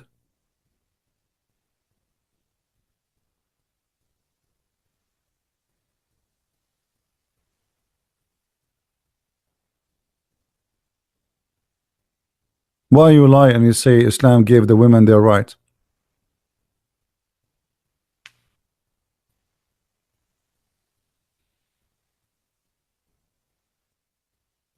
Hmm? They're right? They're right in what? They're right in what exactly?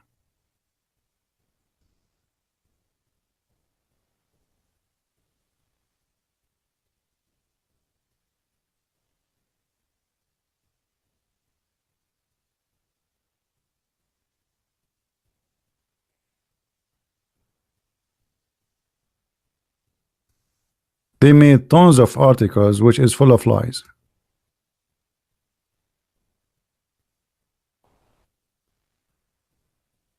Muslim women, she have rights. You are right. True story.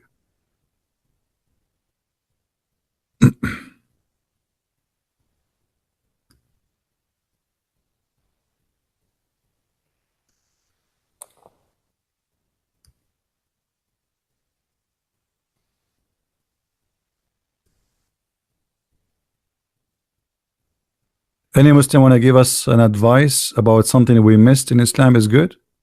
Until now, I did not find one good thing about Islam to be considered to be good. What about hating the neighbors, not to take them as a friends? Take not Christians and Jews as a friends. What about Islam teaching me to be hypocrite? Islam is religion of hypocrisy. Taqiyya is the flag of hypocrisy, and the Muslims, they're proud about it. For those who do not know taqiyya is you can say to someone he is not a Muslim, I love you, but in your heart you hate him. And this is in chapter 3 verse number 28.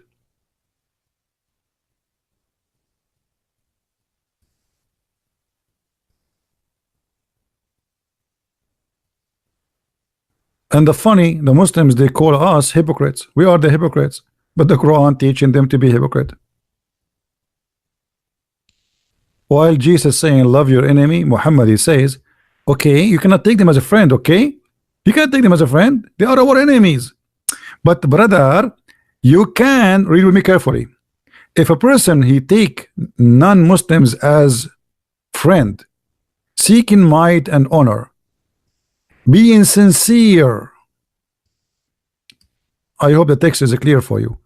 Being sincere, do you see it? The one who is sincere, seeking might and honor by taking the hypocrites, which is me supposedly us, the disbelievers, as a friend, he has no connection with Allah. That's it.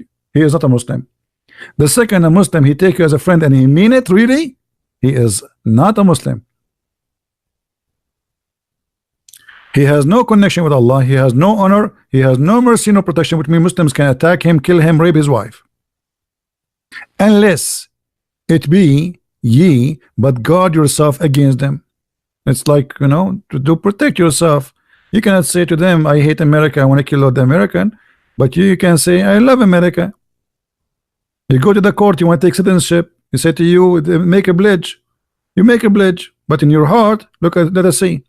Save yourself from them, taking it as it were security, saving yourself from them by speaking in a friendly way toward them while your heart is like this. Do you see it? So did Islam brought something better for us? So now we cannot be friends. Me myself, I have no problem to have a Muslim as a friend. Why not? He might be a nice person. Somebody is a Christian, he might be a Christian by name, he might be evil, we don't know. But now because of teaching of Islam, teaching hate, I cannot trust a Muslim to be my friend. But do I like to have a Muslim as a friend? Why not? But because Islam is a religion of hypocrisy and evil, it put a wall between me and the Muslims to be friends. So now a true Muslim, really a believer in Islam, he have to follow the Quran. Many of you might say, I have a Muslim friend. My friend, I have no comment. I don't know how silly you are. I don't know how smart you are. The text in front of you, and by the way, this is the official government of the Kingdom of Jordan website. This is your friend, the King of Jordan, teaching his people what to do. The King of Jordan, he come to the White House and he gave a big hug. 2 weeks ago, he was making a speech in a church in Germany, speaking about the mercy of Allah. This is his website. This is the official website of the royal family of the Kingdom of Jordan, who he claimed that he is from the family of Muhammad.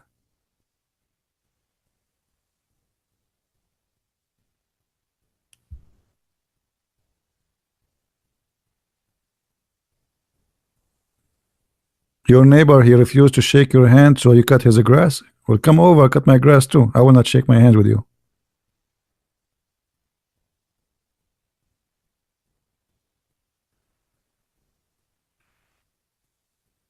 What is that? This is evil. So what Islam brought to us? What is good about it?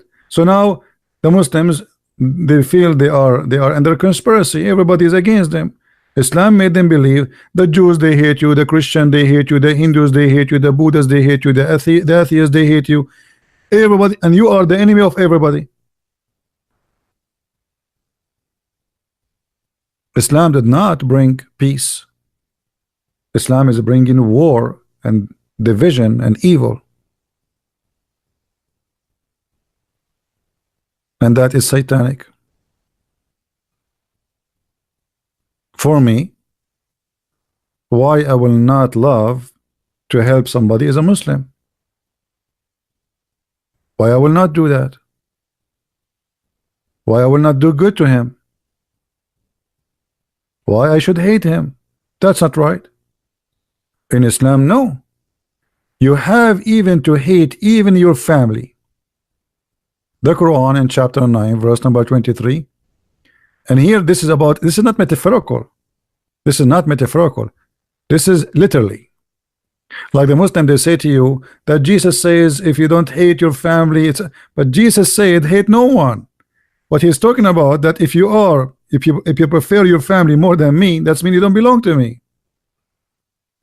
The Muslim, they will quote for you a verse, says Jesus says I brought sword, but the sword is not a sword to kill. That is a sword on us, which means we will suffer, we will sacrifice, people will hate us.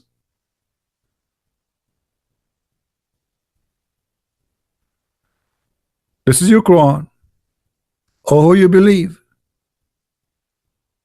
Choose not your father and your brothers as a friend. Even your father and your brother cannot be your friends. So who can be your friend? Nobody. In the top of that, Islam is a fascist cult. You see, there's some evil let us say evil thinking to see that they are supreme, like white supremacist, or even some black, they think they are black supremacist. Anyone he think he is supreme is stupid and he is evil. Islam teach that Muslims are supremacist.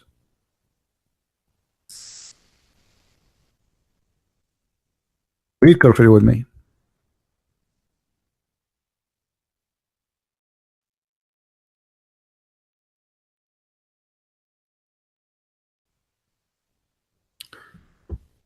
Muhammad, he said to them in the Quran that the Muslims are the best of mankind.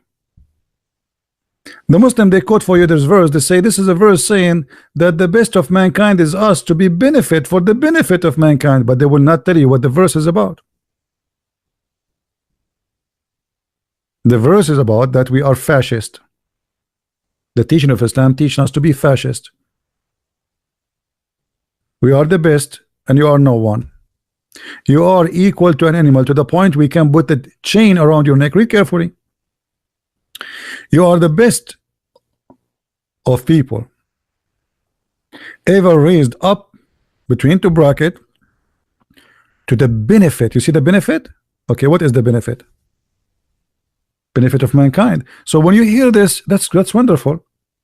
I mean, Islam saying that Muslims, if they are really the good Muslims, are the one who they are for the benefit of mankind. That's wonderful. The verse until now, it is so nice. I love it actually. But the verse have an evil meaning.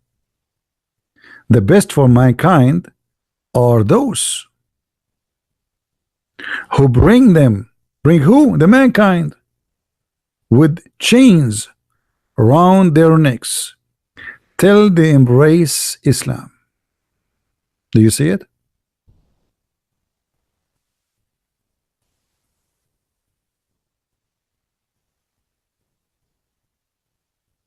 Do you see it?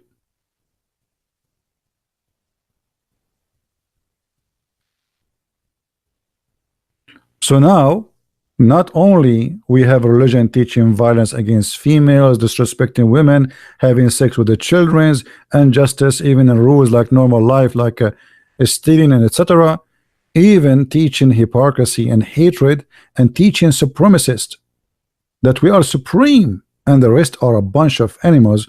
We can put chains around their necks, and this is absolutely 1,000,000,000% against the teaching of God, as we learn in the Bible. A person who hate anyone for a race, he is no Christian. A person who is white, he hates somebody is black, he is no Christian. A person who is black, he hates someone because he's white or Asian, he is no Christian. A person who hate, he is no Christian anyway. Love your enemy, plus those who curse you. Pray for them. And look at Muhammad.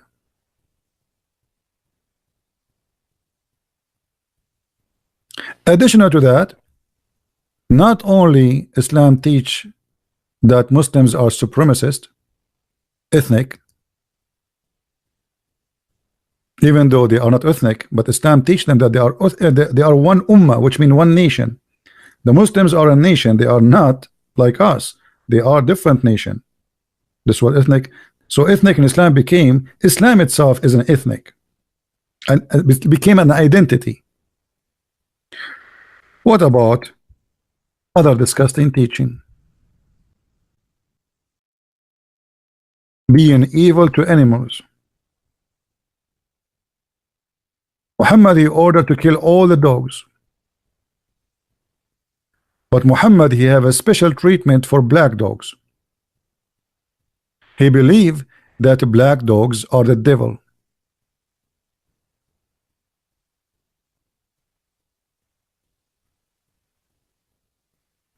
So Islam not only unfair to mankind, Islam is big problem for poor animals. Even a lizard, Muhammad, he ordered the Muslims to kill them. And by the way, lizards are very useful animals.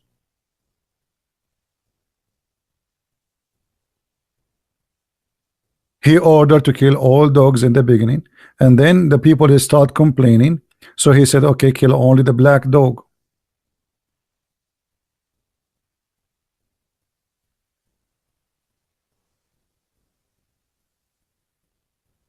Even a salamander or a lizard, Muhammad, he want him to die.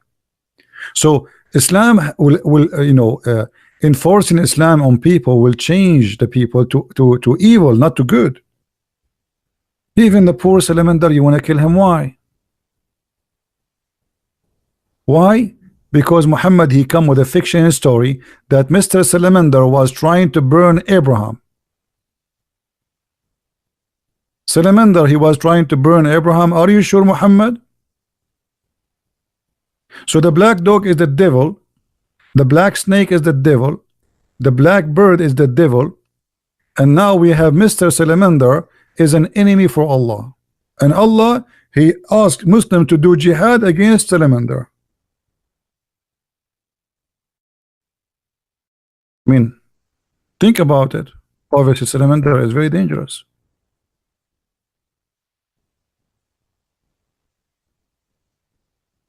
I mean, look at this guy.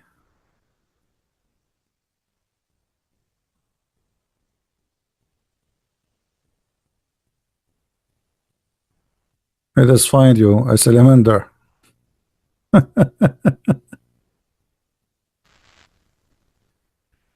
Salamander is evil. Proving, I mean, everybody knows that salamander is evil. Poor little tiny animal. It's not even the size of your finger.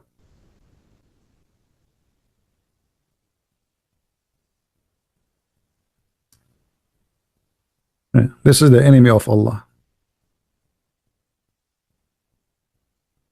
Especially this one, because he's black. And Allah, he hate him very much. This one, he was trying to burn Abraham. Obviously, this is a true story.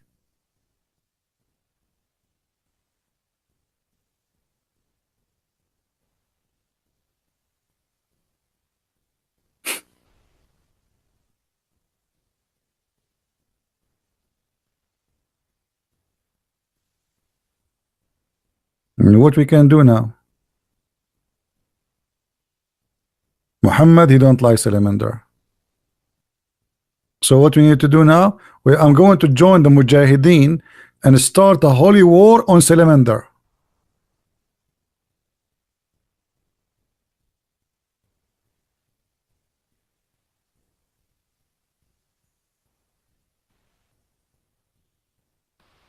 So Muhammad, he bring for you fairy tale stories will affect even the life of a poor animal. Do you know that there is the Muslims, they have a fatwa, which is a holy order to kill Mickey Mouse?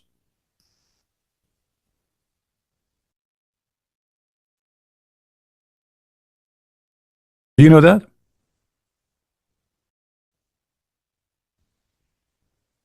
They made a fatwa that Mickey Mouse should be killed. He's the enemy of Allah.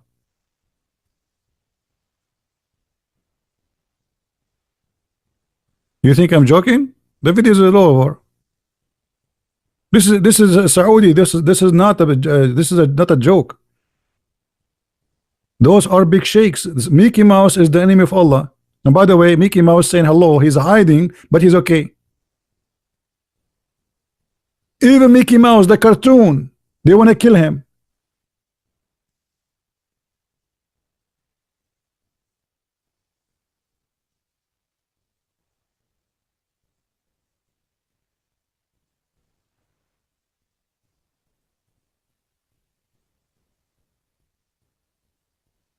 I don't know what to count for you, how stupid this cult is.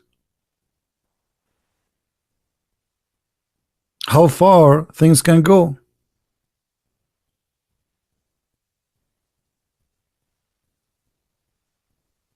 Jihad on Tom and Jerry.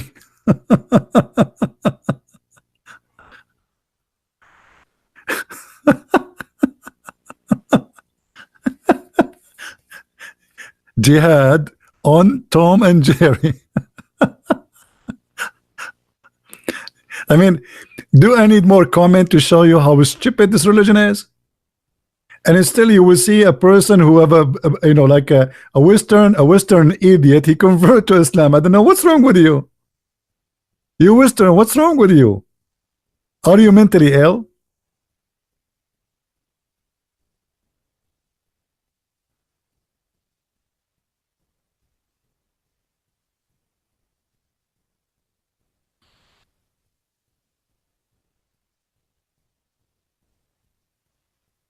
And I was wondering why I don't see Mickey Mouse no more. Where is Mickey Mouse? Where is Mickey Mouse? I mean, what happened? Where's Mickey Mouse? Even a cartoon. It's a cartoon, you idiot.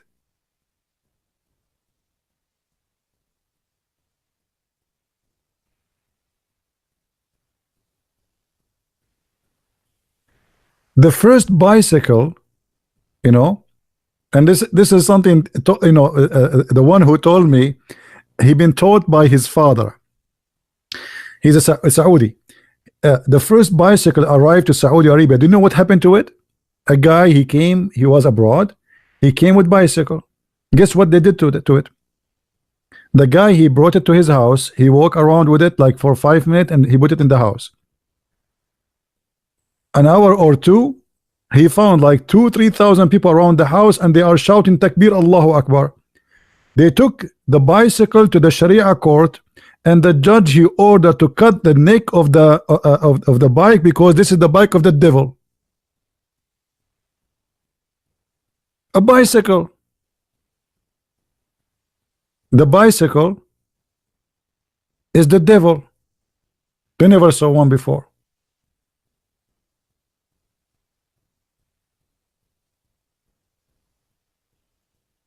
A guy, he made a containers for flowers in his house in the garden. He made them like you know, he like art, and he made them look like ducks. Somebody came to visit him and he saw those ducks in the yard. He reported him to the Sharia law court. Suddenly the police came, people came, and then the guy, he came and he read the order from the Sharia court to cut the necks of the ducks. And then the guy, he came and he's wearing a mask and he took a big huge sword, Allahu Akbar, and he cut the neck of the duck, which is made from what they call it, this the white material. It's not a concrete, it's very easy to break. And the Muslim, they shout Allahu Akbar, Allahu Akbar.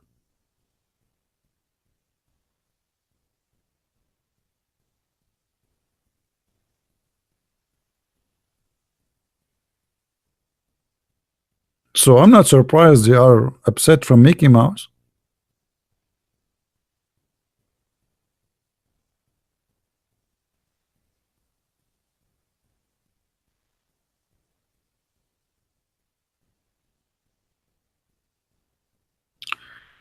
So my friend,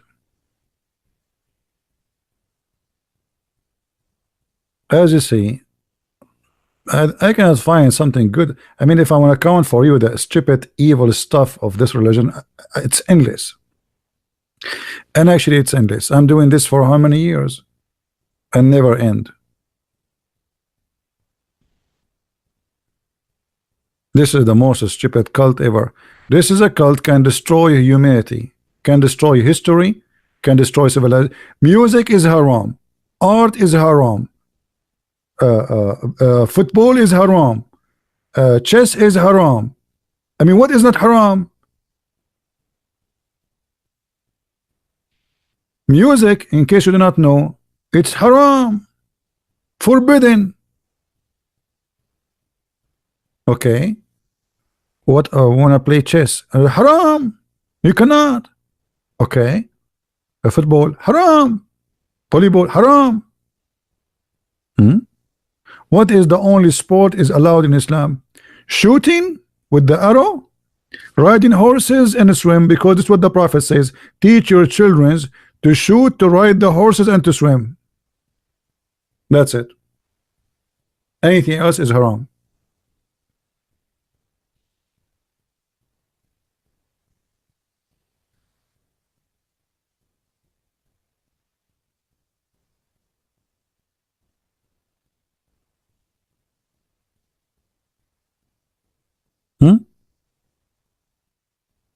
Yawning is haram. Do you know that yawning, if you do yawning, you are committing sin? Allah get upset from those who do yawn. Allah likes sneezing. Makes sense. And look at this stupid cult. Have you ever heard of a God? He like those who sneeze and he hate those who yawn. So now we cannot do yawning. You do yawning, shaitan, he will piss in your nose, in your mouth, and he will laugh at you. I mean, look at the knowledge of this man. This man, his knowledge is beyond normal.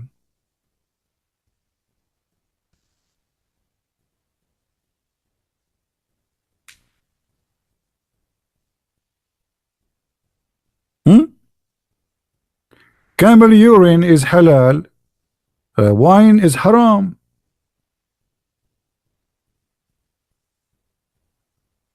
Drinking piss. So now we cannot drink wine, but we can drink piss, which is an acid. So if is alcohol can cause a problem, the acid will cause million of problem. This is acid. This is piss. A piss of a camel. You see, the piss of a camel is different from a piss of different animal. Anyone knows why? Anyone knows why the animal piss is very harmful more than other piss? Who knows why?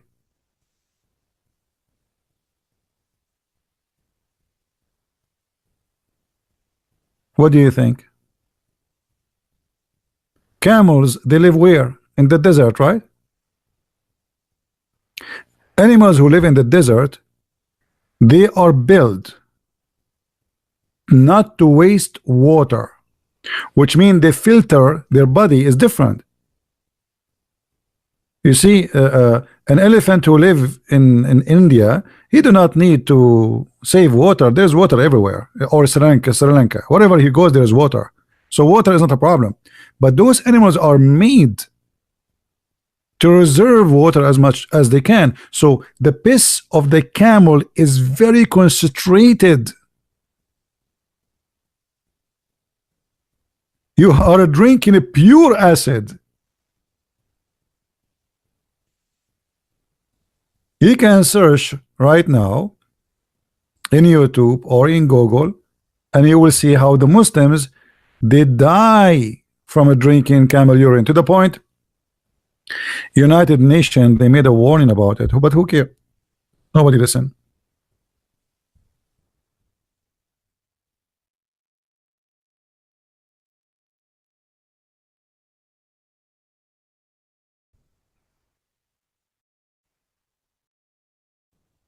Drinking camel urine, and they make videos to do dawah, brother. Teach you how to drink camel urine. This guy here, Dr. Muhammad Salah, live from Al Medina. This is the guy, you remember him? This is the guy, you remember him? This is the guy from the follower of Rashad Khalifa, the one who run from, he was debating me. Edib Potato, you remember him? Shish Kebab. Yeah. Did the Prophet Muhammad ever drink camel urine? I don't think so. I think he ordered you to drink it, but he will not drink it.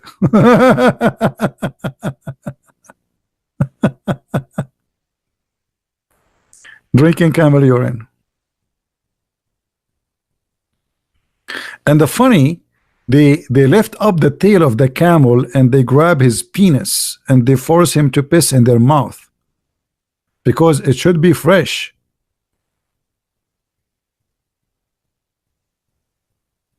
Look at this guy. Do you see how he's holding his penis from the back? Do you see it in the video? I don't want to play the video because, you know, they might claim copyright. No, I cannot play it. I mean, and it's disgusting anyway.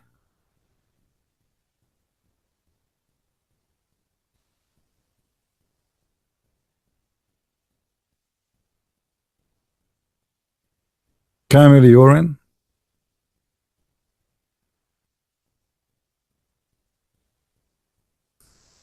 So I don't know, like, I mean, this religion make everything upside down.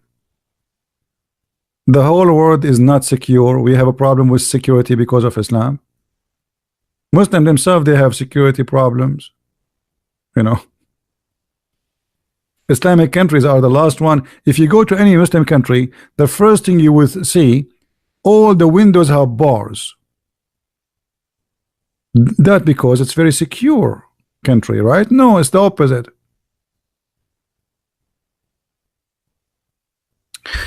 Anyway, guys, I just wanted to share with you this, and I will try to make my broadcast in like let us say we usually do it always like 3:30 p.m. my time, right? So, but we will try to move it around so we can get more people from different time zone, like Indonesia, to be with us. In Asia, those who want to be with us at that time is going to be for them, I think, 3:30 a.m. in the morning, which is like very harsh. So we will try to make it like now, etc., different timing, so we can get more people to be with us, to be fair with everybody. And I know I love everybody really, and I appreciate all of you. Many of you, when I talk to me in Skype, I apologize. My Skype, it became crazy. I open my Skype, I find like 1,000 hello, 2,000 we hate you.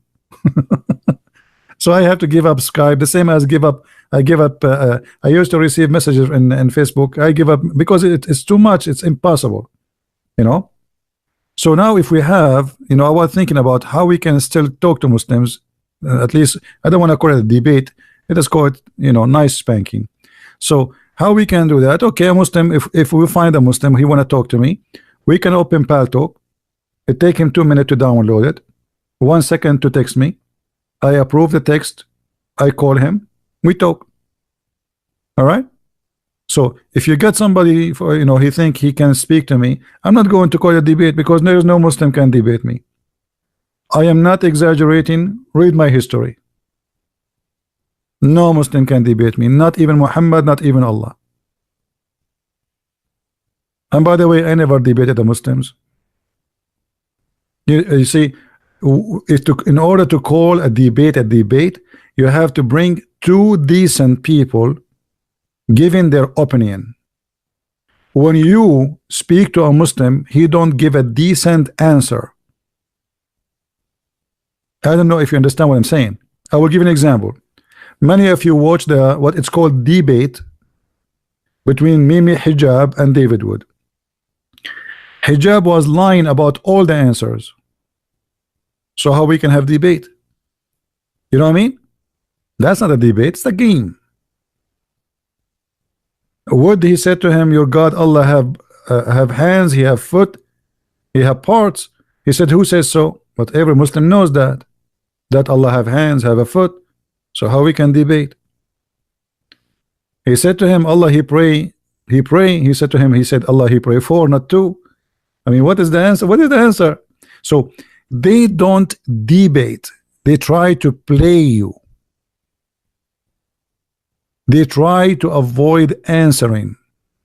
So if I want to call me speaking to a Muslim, I don't debate him, I corner him. It's like a chase. You know what I mean? It's a game. It's a game where you are going like, I don't know how to, but many of you watch how we spoke. You can watch my videos. It's a chase between somebody, he's hiding under the table, and somebody trying to get him out. It's not a debate. A person who want to say to me what his religion is about. No. Like you said to him, the Quran says beat your wife. He start playing all the games to say no, it doesn't say that. Rarely you can find a Muslim who is honest and he say yes, Islam says this. What the problem? The only one you can find them saying things as it is ISIS, Al-Qaeda.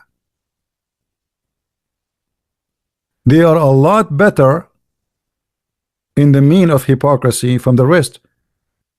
They are not ashamed of their religion. They say this is our religion. Your prophet, he killed the women, cut her to pieces. He said yes. So the Muslims always was like this until they became weak. If the Muslims are supremacist again and they control the earth, they will not discuss with you Islam is good or not. They will force you to accept Islam.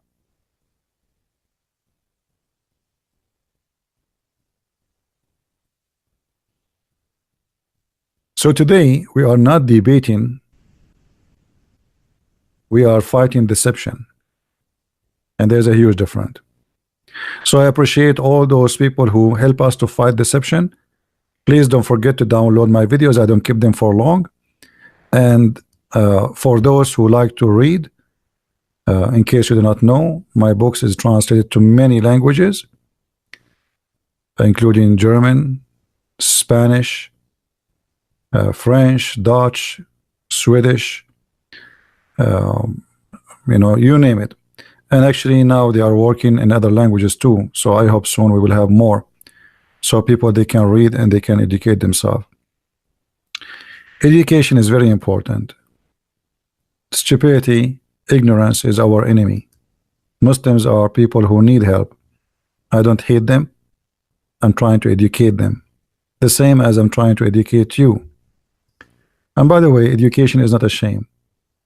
Maybe any of you can correct me about a word in English. Simply, that is education. So I can be ignorant in the English, and you can be ignorant in something else. But it's not right to be ignorant about something very important can destroy your life. Knowing or not knowing a word in English will not change really too much of my life. But being fool about what to follow, what not to follow, what is right, what's wrong, can destroy your life. Life, all of it is about decisions. If we make the wrong decisions, we go to the wrong place. And religion can affect your life big time. You are what you believe. Some people, they say you are what you eat, right? That is different story. You are what you believe. If you believe, as an example, if somebody believes he's a girl, yet he's a man, he will walk like a girl, and he will talk like a girl. Do you agree with me? If a woman agree, or let's say a woman, she believe that she's a man, she will talk like a man, and she will act like a man. She is what she believe. So belief is very important, can change our life, can change the way we do things, for bad or good. You are what you believe, and I'm here to help you, my friend.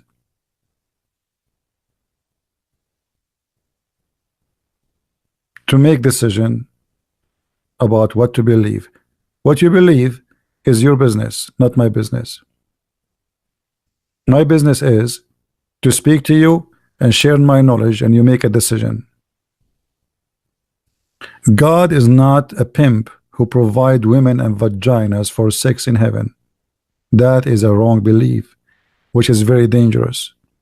People are dying because of this belief. People want to die. They commit suicide bombing just to get the vagina in heaven. This is how evil belief can be.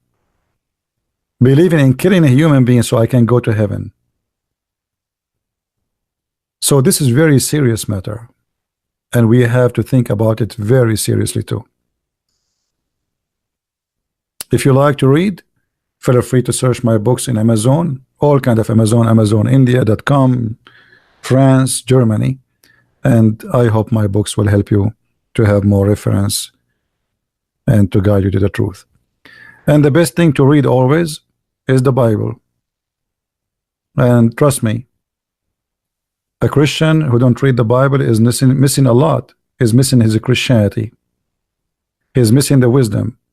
So don't spend your much time with me looking at this garbage, but yet you don't have time to read 2 verses in the Bible. Here I have a mission so people will not be misled and misguided, but that should not be a reason for you not to concentrate and study the Bible, my friend. For me, I concentrate in this because this is something I can do, and maybe few people can do it.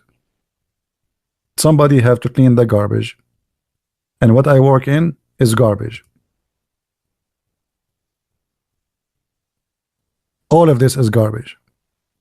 But what you can do, somebody have to clean the garbage, and that is me. Thank you very much for being here. May the Lord bless you, and I leave you with the peace of Christ. He gave us his peace, and he promised us what nobody promised. Amazing, beautiful wisdom and the peace of heart, not women and sex in heaven. Be holy like your Father. I will be with you. Every two mention my name, I will be between. The Lord right now, he is with us. And his beauty is beyond the promises of a river of wine and milk and silly bracelet in my hand and a couch and a green silk and a skirt and a woman, she is naked next to me. That is the devil who tried to seduce you from your belly and down. God is holy, the one who can make us happy by a smile. He can give us happiness a lot higher than what Muhammad he promised us. Happy of a private part is not a happiness. That is not true. Even that was a gift from God, so we can have a family and we can reproduce children. It wasn't about sex. God did not create us to be sex toys, and this is not the purpose of life. Think always about who you are and what you want to be. You want to be a sex toy, addicted to sex as Muhammad wanted you to be, or you want to be holy as your Father. He and she, they will not get married. They will be the same as angels, which means we will be free from our needs with the Lord, the Messiah. Thank you for being here. May the Lord bless you all. Christ is Lord, Islam is false. And see you soon again. Take care.